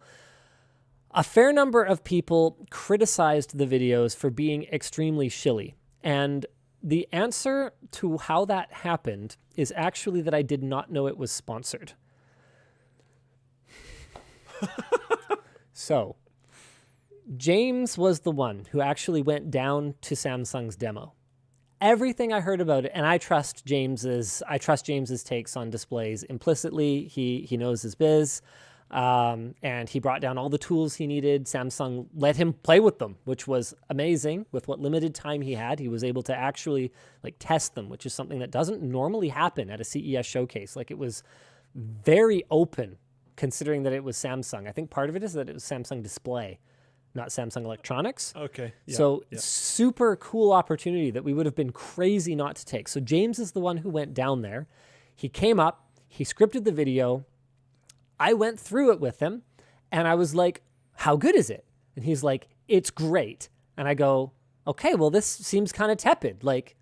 Is it good or is it great? He's like, it's great. And I go, okay, so let's go through. Need to crank it up. Yeah. And I cranked it up a notch. As I was standing on the set, I found out, hey, this is a fully sponsored video. And I went, oh. That's why it was tepid. That's why. Well, no, that's not why. I don't know why James made the decision, because he would have had every opportunity to tell me in script review that it was sponsored, and that's why he did it. But I mean, I never asked, right? He must have assumed that I knew it was sponsored, because someone told me at some point. I'm just a scatterbrain. I've got a lot going on, and I didn't remember. I just didn't remember.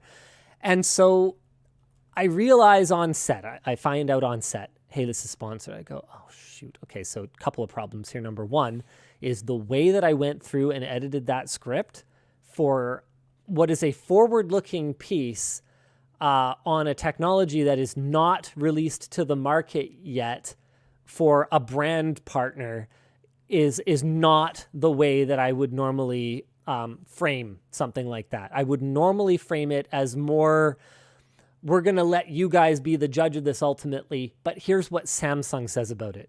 So I allowed a lot more of our editorial impressions, which were very positive, to make their way into the finished video. That was concern number one. Concern number two was that there was no sponsorship disclosure in the script. Oh. So on set, I ad-libbed in the sponsorship disclosure that needs to be in the first 30 seconds or whatever. And I was just like, well, we're behind on production right now. We need this out in time for it to go up at embargo. I don't have time to sit down and completely retool this script and make it less enthusiastic. And the reality of it is, people are going to see this tech. They're going to know we were right about it anyway. So how much damage is this going to do? In the short term, yeah, I think it was a hit. In the long term, I think we come out fine, because when people look at this 2 years or 3 years down the road, they're going to be like, LTT was right, which is great. But it just sucks that we ended up with a lot of really negative comments on that video, criticizing us for sort of shilling it, when the reality of it is what actually happened was we ended up being way more positive than we normally would have been on a sponsored video, because I didn't realize it was sponsored. We actually go out of our way sometimes with sponsors to make sure that we don't inject that personal enthusiasm into it, because we know that muddies the waters. So that's what happened. And, that's the kind of thing that I guess will end up in my tell-all. Yeah.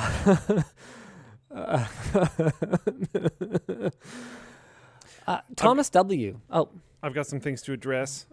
Two comments. I'm not surprised. Two comments about Linux stuff. Powder Linux said, couldn't Luke get Anthony to fix his second monitor issues? Now we're wasting two people's time. The whole problem. Am I paying for this time? Exactly. Yeah. Is that a thing I'm paying for? Yeah. Come on, guys. The whole problem is that it's a low end work environment. All I need is some browsers and two dedicated chat applications, That's it. I need Slack, I need Teams, and I need usually 2 to 3 browsers because I might need to test some things in some browsers, whatever. I just need it to work consistently. That is my whole benchmark. I was excited about using Linux because it was a little bit faster. I found it got in my way a little bit less, so I could work slightly, very marginally faster. The fact that it stopped displaying to a second monitor was a big problem. And then Crobat on Twitch said, I'm not using Mint, but I am on Fedora watching WAN Show on my laptop connected to a second monitor, Luke. I know. It's not that you can't do it. I mean, I had my Manjaro rig on a second monitor whenever I needed to like diagnose a problem. And I had it on a second monitor for like a month. And I seriously doubt it affected almost anyone else, if anyone else at all. It's very likely related to my literally physically falling apart old Razer laptop. It's like, it doesn't matter. Can you complain about that gift some more? It's still working. It's really sexy when you do that. It's still working. I don't care. It's still working. It still plays games. I went to a LAN with it at my parents' house with my brother. I'm kidding. It's fine. I know they all fell apart. I understand. We literally made a video about how they all fell apart. I'm just saying it's probably more related to that than like Linux or whatever. I wasn't trying to take shots at Linux, but it doesn't matter. Yeah. I need it to work. You don't want to take shots at Linux when you can take shots at Linus and his gift he gave you. But it's just like, and then there was another comment that was like, hey, Linus, you constantly get asked to make more Unraid content, but you say there isn't enough interest, but we're constantly asking you, so there has to be enough interest. And it's like, no, that's not how it works. Yeah, no, that's not how it works. Just because there's like a few loud people in the audience doesn't mean there's actually hundreds of thousands or at least 1 million people that want to click on this content. If we make a video that doesn't get 1 million views, it's like a catastrophe. To put it in perspective, like what kind of scale we're hoping to operate on these days. And we could potentially do a Linux channel that has lower expectations at some point, but we haven't done that yet. Thomas W. asks, what's the lowest temperature that the water bottle can handle? Could you put LN2 in it? I don't know, but you know who does know is Steve from Gamers Nexus, so you could ask him. He told me he asked for some. So we sent him some. He told me he intended to use them for LN2 pouring for extreme overclocking. I was like, well, let me know how it goes. And then I don't think I ever heard back from him. So okay. Yeah, feel free to check in with him about that. Kyra says, hey, Luke, what's your endgame vision for Floatplane? I super love Floatplane, but things like caption availability make it hard for my auditory processing issues. So unfortunately, I usually use YouTube despite being subscribed. We do want to support auto caption stuff. Is there like an open like there's a service we can subscribe to, I believe. The last time I looked into it, it looked like it was a paid service. It was attainably priced. The problem was it does, if I remember correctly, it's been a while. The problem was that it didn't work with our current player. We're still waiting for that player update. I know I've been saying this for a while now. We had our main developer in general, also the main developer on the player, kind of was down and out with COVID for like a month. And he's only been back for like a week. He's done an amazing amount of stuff since he's back because he's awesome. But he gets pulled in like a billion different directions, and he's the one making the player. So it'll come when it comes. Hopefully soon. It's very close to being ready, but we want it to be really, really ready. It will not automatically support that, but theoretically it would be able to support that. And that is something that we want to do because you're definitely not the only person who needs/wants that feature. And we would like to support people with those types of needs/wants. MythX Plays says, miss the WAN hoodie. Happy to be here for the WAN pants. Linus, I know you play badminton, but what's your workout routine like? Is there a sweet high-tech gym coming at the new house? No, I actually do not do any pure working out. The only exercise, like explicit exercise that I do is playing badminton, more formally training badminton, and Beat Saber. That's actually it. In general, though, and this is one of those things that it's ridiculous how simple it is and yet how important it is. I take steps 2 at a time. I walk fast everywhere I go. I park farther away. Take the difficult route. There's a lot of little things that you can do that contribute to just, I'm not jacked, obviously. Like I'm not huge or anything, but there's a lot of little things that you can do to help maintain what's shaken. Like I never miss a step target. I'm always walking. If I could, I am someone, right, in the office, and knowing that it usually takes people a while to see it. It's actually faster in most cases to get off your butt, walk over to their desk, and talk to them. So that's what I do. I get up and I go talk to people. And often it's nice to have a brain break. It's good for the mind to just get your body moving once in a while. Yeah. Genuinely. Yeah. So there's just 1,000 little things like that. One of the things that I will go out of my way to do, even if I don't feel like it, is if my kids ask me to play a really active game. Like they like this game where I will go and catch them. I will chase them, like run after them, scoop them up, and then carry them like flailing around and throw them onto a bed or a couch. Okay? And so they'll go and they'll hide or they'll run. They'll try and get past me. I was playing it at the in-laws' house the other night with them. Freaking exhausting because like my oldest is 9. Yeah. Okay, and he loves it too. They all love it. So I'll grab them and I'll like huck them onto the bed and I'll tickle them and then I'll run and I'll like go get another one and like throw them over my shoulder and go run somewhere else and like huck them onto the bed and I'll like tickle them and one of them will come up behind me and like punch me in the butt and then I'll turn around and grab them and I'll like put them over my head and like carry them off somewhere and throw them. Obviously, you got to be like careful. They're children, but I do like to play rough with my kids. So that's something that's, it's just one of the little things that when you have an opportunity, take it, and it makes a big difference. Yeah. And I go hard at badminton, to be very clear. Badminton, if you are, and I don't want to generalize, but if you are white and not from Denmark, badminton is probably not what you think it is. I'm just saying. Yeah. I play like for realsies, so it's hard. It's very intense. People don't respect badminton enough. Men's singles badminton, like the average professional match, they actually travel a greater distance in less time compared to professional tennis matches. Like it's pretty crazy. It's insane. Yeah. Burn to Otis. With Samsung now making OLED TVs, will LG OLEDs get cheaper? I suspect it'll put pressure on LG. And will LG finally make an OLED gaming monitor panel? Well, LG would need an appropriate technology to do it. That's the issue. Right now, I think one of the reasons they only have an OLED creator monitor is that they can sell it at the kinds of margins that will allow them to absorb any returned panels due to burn-in if it becomes a problem out in the field. So I don't think it's coming anytime soon, but don't quote me on that. I mean, they could surprise me. Don't they have a 42-inch TV coming though? I mean, that's getting dangerously close to monitor size at this point. Yeah. I mean, I'm already using a 48-inch as a monitor, and I'm kind of loving it actually. I don't know how I could go back. There's one for me from Jacob W. It says, "Hey Luke, how have you been? Now that you've been on the Floatplane team for a while, how does it feel not working for LTT anymore? What was the transition between the two like? Blah blah blah blah." It's cool. I've worked a lot of jobs in my life. Sometimes I miss making videos, but sometimes I also miss working in the back of Geek Squad and fixing computers. There's going to be positives and negatives about everything. There was a moment that I kind of there's been times in my life where I've tried to sit and absorb and accept the fact that I'm currently in the good old days. I try to like recognize that when I'm in it so that I can more deeply enjoy things.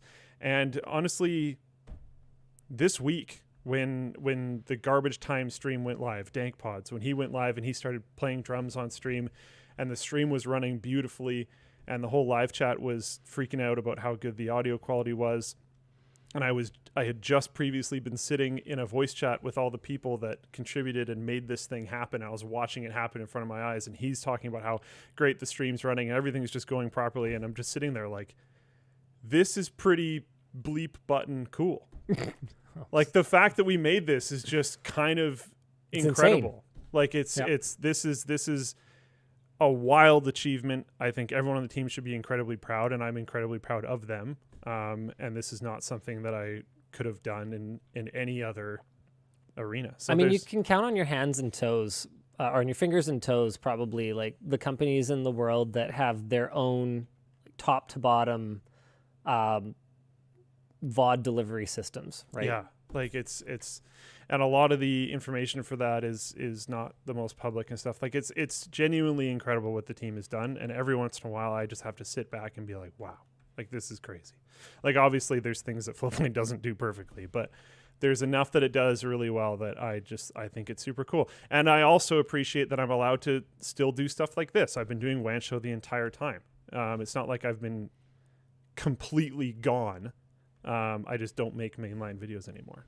But it was nice to have you back for the Linux series. It was fun. It was fun working together on the videos again. I completely agree. And I've talked to Riley. I'm probably going to be doing a tech link at some point. So that's cool. But I'm not, by no means am I leaving Floatplane, so don't get it twisted.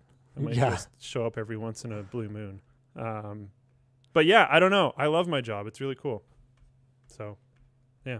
I don't actually force him to say that, just to be very clear. No. And I don't think he'd be afraid to say it if he did. I typed a comment in the garbage time stream. I typed a comment being like, this is the fact that I like that part of my job is that I need to sit here and make sure the stream goes well is so freaking cool. Because I'm like, this is awesome. I don't know. It was great. Jake asks Anno after party. I'm tired. I'm out tonight, but I'm definitely down. I'm down to play some Anno. Yeah, we should. Saxon asks, any chance for a rough date, pre-save link, or subscribe to notify for the new short circuit hoodie, even if it's in like 2024?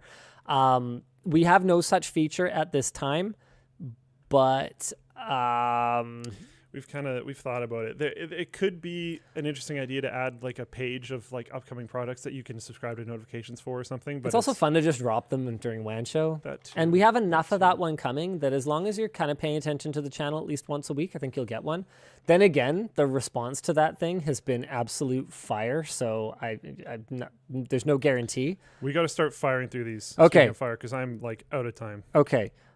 Kenneth, love the new house content. If you're curious if you plan to review any new security products, no. And for the reasons that you outlined, it's very difficult to review a security product without revealing far more about your own security situation than you are comfortable with. Zach M, I already have and love the desk pad and water bottle. Thanks for the amazing products. I know the port's been a pain. Any idea when hoodie? Oh, okay. No, we already addressed that. Yeah, it's coming. Jake in Floatplane chat says, can we give a shout out to the Linux Wannick? It hasn't crashed once since it's deployed. # F Windows. Yeah, infrastructure developments. Heck yeah, let's go. Pretty much.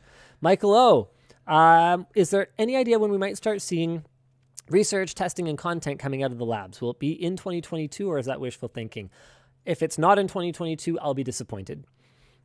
Anonymous, any plans to tackle the chaos that is shopping for an AV receiver that actually supports everything that HDMI 2.1 is supposed to offer on multiple inputs?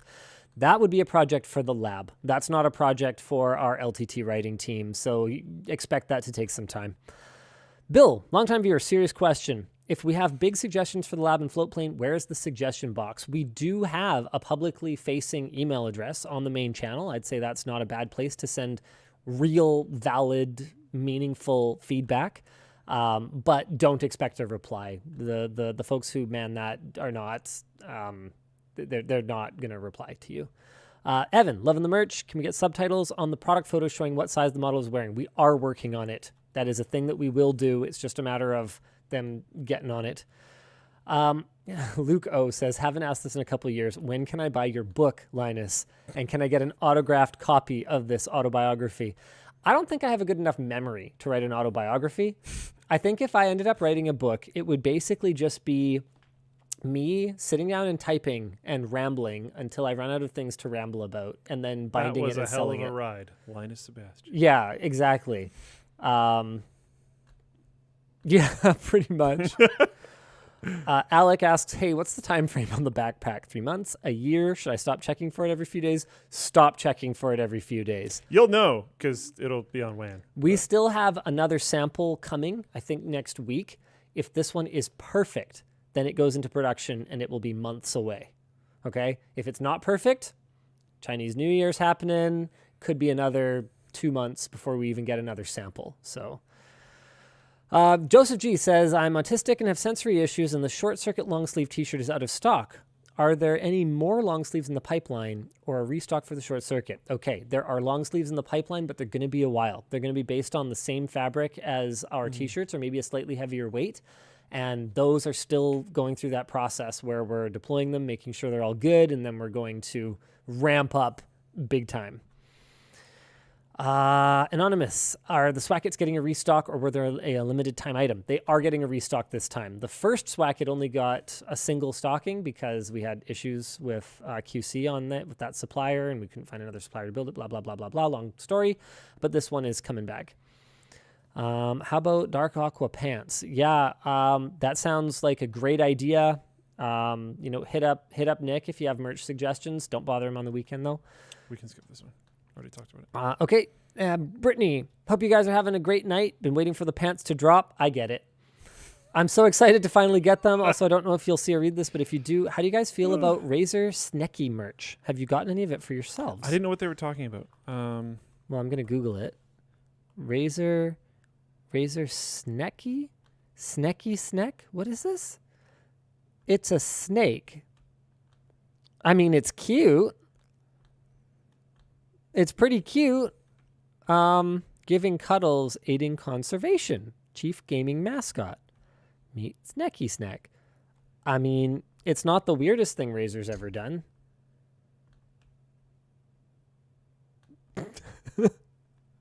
No, I haven't gotten my hands on any of that stuff myself. Adam C says, can't wait to see more collared shirts, maybe long sleeves too. Why don't you guys branch out into formal wear and make a tie? Maybe GPU. Oh, I hate you so much, Luke. Maybe GPU themed. You could call it the 3090 tie. It's actually not that stupid. That's the one where I reacted and you were like, what? And I was like, you'll see it later. That was it, by the way. The 3090 tie. Oh, man. Jaden in Floatplane chat, I actually kind of want one. Pretty good. So that gets a little bit complicated because that would absolutely be trademarked. We'd have to find a way. What if you beat them to the punch around a 4090 tie? That's hilarious. And then we just mock up kind of what it might look like. Man. Oh my goodness. Okay. All right. You got my attention. That's a legit good idea.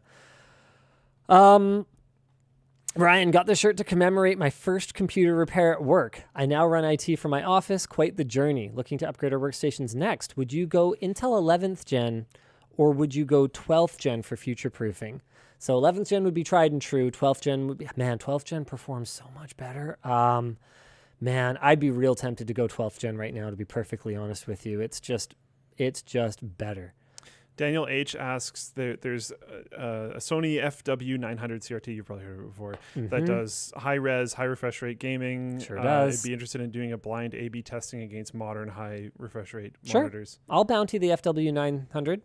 If someone has one that we could reasonably get to Vancouver, Canada, I am down. I would love to have one of those in our arsenal. So, man, what are they worth though? Tell you what, why don't you hit me up with your offers? Same thing. We've got the public facing email. It ain't that hard to find on the YouTube channel. If you have an FW900, I'm into it. Hey Linus, opposite side of the question. How does it feel not having Luke working in LTT videos anymore? Has having your own personal VOD dev on staff been more helpful than losing a host? Love what you do. Honestly, what Floatplane does now is incredibly valuable. So between the floatplane.com platform, you guys saw in the How Does LMG Make Money video that we did a while back, it is a significant portion of our annual revenue. And then now they're doing stuff like merch messages, which quite frankly, if it goes the way that I'm expecting it to this year, I would expect the merch message revenue to outstrip the Floatplane subscription revenue for 2022. There's a lot to unpack there. Because the Floatplane revenue is cash. And the merch messages revenue is based on Creator Warehouse work and has looking costs. at the merch messages income on a week where there is a product launch versus a week that there isn't a product launch is completely night and day and stuff. But yeah. Building tools like that, building tools that are going to help us build out the lab, make the content better, I think is where the Floatplane team is really going to be able to shine over the next year. And the inventory system. And yeah, we have like a fully customized inventory system now instead of the garbage software that we were using before. That's all on the Floatplane team. So I think it's more valuable having an in-house dev team than it is, and having someone in charge of it who understands what we do. Because I could try to hire someone for Luke's position, but realistically, they would not understand what we do. And you guys as viewers who have followed us for many years, you might take it for granted, but it's not just straightforward. It's not just you walk into this job and immediately you're like, oh yeah, this is where the revenue comes from and this is who the customers are. Like, it's not that simple, because what we do is creative. It's not just plugging in inputs and getting outputs. So I wouldn't have anyone else doing it, quite frankly. Thanks, man. A Prime said, you want to license that out? We've thought about it. We want, there's still work to be done to finish custom tailoring it. Like there's a thing we're doing for product procurement, where instead of it going through this like weird Google sheet and then being added to an email and all this weird stuff, we're going to track the entire procurement process through the inventory system. Oh, that's cool. So there's always the item there, and a notification can be sent out once that item actually shows up in office to one of the writers and stuff. So there's still like features and things that we want to bring to the table. Once we're done the core development and you guys are like, yeah, we just kind of like it now, then we might look into potentially licensing out. But it's going to be so tailored to us that it's like, unless you're a YouTube outfit that has a massive inventory, which there's probably very few of you, but there are some. There's Gamers Nexus. Yeah, there's going to be you could some. license it to Steve. Yeah, there's going to be like, hey, Steve, a small you got my handful digits. of people. Sup. But yeah, I don't know. ASA, yes, we're working on DAW benchmarks. It's taking a long time. Mechanical V, I am shorter than all the options for the WANs. I am just over 5 feet. Would you recommend this for a short woman, or should I hold off? Hold off for the women's cuts, because they are going to be like more fitted for narrower legs, in addition to being better for height.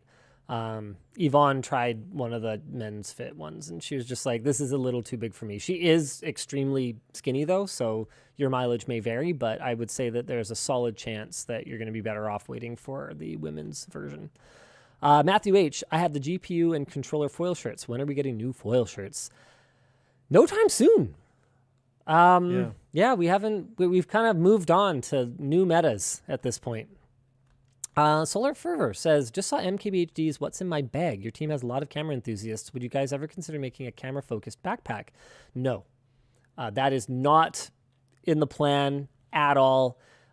It's something that we could potentially tackle, but it's also something that we would just love to see people who live and breathe it every day tackle. Like, that's what makes this thing so great, is that it is tech enthusiast focused. There's thought given to, where does my mouse go? Most people don't carry a mouse. I do. I need somewhere to put my GD mouse. Okay? And so we want to really just stick to products where we can differentiate based on that we do use them every day and that we have pain points that we can really meaningfully address. Turf asks, Linus, are you liking the Samsung Watch or going back to the Apple Watch? Need a lengthy video or more details? Frankly, I just use it as a watch. I use it to tell the time. The notification delivery on my phone for calendar events is so inconsistent and unreliable that I can't really use it for that. And reminders on Android are so fundamentally broken. If anyone who works on Android ever wanted to talk to me about how atrocious reminders are, I'd be happy to point them in the right direction about how to fix them. When I say remind me of something, I don't mean be like, hey, you might want to know this. I mean, remind me, I need to do it. And there's no way to change your reminder notification to be a continuous alarm. How is that even possible? It is insane. 2022. Yeah. How is it even possible that you can't set a persistent reminder? It's mind-blowing. Anyway, that's a whole thing. So as a timepiece to tell the time, I think it works great. It doesn't get stinky, so the band is good in that sense. Nice, good, high quality. Those are really all my thoughts. Christopher M., LTT shills for the win. Need more hoodies and swackets for the full set. Epic pillow when? I think it's in the harbor, yes. Will there be a non-hoodie sweater in development that one could wear to work? Stealth sweater with a zipper front. Stay awesome, LTT. We do have a new stealth coming. It is a hoodie. Oh, interesting. Yeah, no, I don't think... Man, I just love hoodies. Me too. They're I'm definitely into hoodies. A non-hoodie sweater. I mean, you know what? I think we should do something like that. That is a thing. Seems like a good idea. A non-hooded sweater. Well, with a zipper, right? Is what he's saying. 'Cause Yeah. you guys have a non-hooded sweater. Yeah. Yeah. Yeah. It's really different though. That's like a cozy, warm kind of sweater. Yeah. Non-hooded sweater with zipper. I'm going to just send that to Nick with a maybe. I mean, once we've done the patterns and got the materials sourced, it's just a matter, it's a relatively simple thing. That's one of the reasons that all of this has taken so long, because everything we've done has been from freaking scratch. Once we've got good suppliers and like good material sourcing, it's going to get simpler. We keep saying that, and then it just keeps staying complicated. I would like to make a store suggestion. I work in retail, and the policy is we cannot wear any sweaters with a hood or logos. Can you please consider making a sweater with a zipper but no hood? Wait, it's the same damn suggestion, but from a different person. That's hilarious. Yeah. Okay. Yeah, we're still working on it. Justin says, dank is still Careful dank. on this one. And please visit LTT... and archive. I didn't click that one. I don't know where that one came from. Okay. Jared asks, do you plan on adding microscopy? I don't know. Equipment to the lab? If yes, do you plan to hire a microscopist to run it? Anything's possible. Right now, we are digging through literally hundreds of like master's and PhD grade applicants. It's kind of incredible. And we're going to figure out what experts we have, and we're going to build out test suites and equipment around them. We're kind of going very backwards. But that's the reality of it when you go in with no real solid plan and you just want to like make better videos. Yeah. So yeah. We're gonna take what we can get. Ben D says, just built my first computer this week, currently watching on it. Thanks for all the educational content. When is your Beat Saber competition with Conrad coming? Anytime, Conrad. Anytime. I think you got to put a cap on it. Fine. This month. It's been at least a New month, Year's right? resolution. Come at me, bro. Yeah, it's been. What at do you least think a of that? month. Jacob W. Question for Linus and Luke. You guys have been doing this a long time. Looking back, what's your favorite and worst memories of working together? Well, we did the worst a couple weeks ago, I think. Favorite? Man. I mean, it's been a wild ride, It's man. been a long. we've done some crazy stuff. I don't know. Yeah, what have we not done? I mean, staying up late at Computex, just like talking about stuff, being on the top of the mountain, man. Like, we've done a lot of cool stuff lately, but I think a lot of the founding memories are going to be pretty core for a long time. Yeah, I've brought this one up quite a few times. I know. But, yeah. The server falling asleep at the Denny's. Yeah.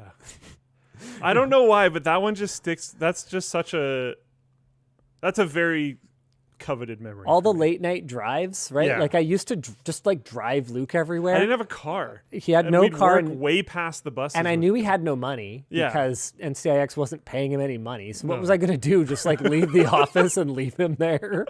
like walk home for like 3 hours. I think I pretty much saved your life that one time when I lent you that camo jacket. Or was that you or Ed? That was you, right? Honestly, it was probably both of us. For some reason, he had to take the bus, and it was like crazy cold, and he only had a T-shirt, so I like gave him my jacket. Yeah, and then I had no jacket. I didn't tell him. That I needed it. Did I ever tell you that I needed it? So. Okay. I know I borrowed that jacket when very needed more than once, but I'm pretty sure Ed did as well. I lost it somehow. I don't know what happened to it. Yeah, I don't have it anymore. That's it's this like crazy, ridiculous camo jacket. It was super thick. Favorite memory sports day? Yeah, Jake, honestly, I was thinking about that recently. The second, it's like we got to play some ball hockey. To do sports day. I want to play. We got to play some ball hockey at the gym. Absolutely. I'm super down. Yeah. Source some sticks and I'll just like order them. I don't even care. I have a stick. Yeah, but we need more. Okay. We got to have like ball hockey. We got to play some ball hockey. Sure, yeah. All right. Last merch message. Here it is. Jeffrey A. Is it better to wait and upgrade to something like the LG C2, or should I just find a good deal on a C1 equivalent? Honestly, I mean, C2 is looking brighter. It's looking exciting, but it's hard to go wrong, man. Any current gen OLED is going to be such a game changer for probably whatever you're running now that you're going to absolutely love it. I got to say, Jake said the sports day thing, and then he said charity streams. Jake, I have very recently dug out all of the footage of you and me screwing around making those Christmas presents for my family. I don't know what I'm going to do with it. I've been cutting it together. It's not going to go anywhere. I think I just want the video for myself, like genuinely. Luke technically has a channel. Yeah, I just... There's the video of me saving him on the bridge. Which had 0 dislikes until we pointed it out on WAN Show, and then it got some dislikes. I was sad. But it is so funny. I don't like.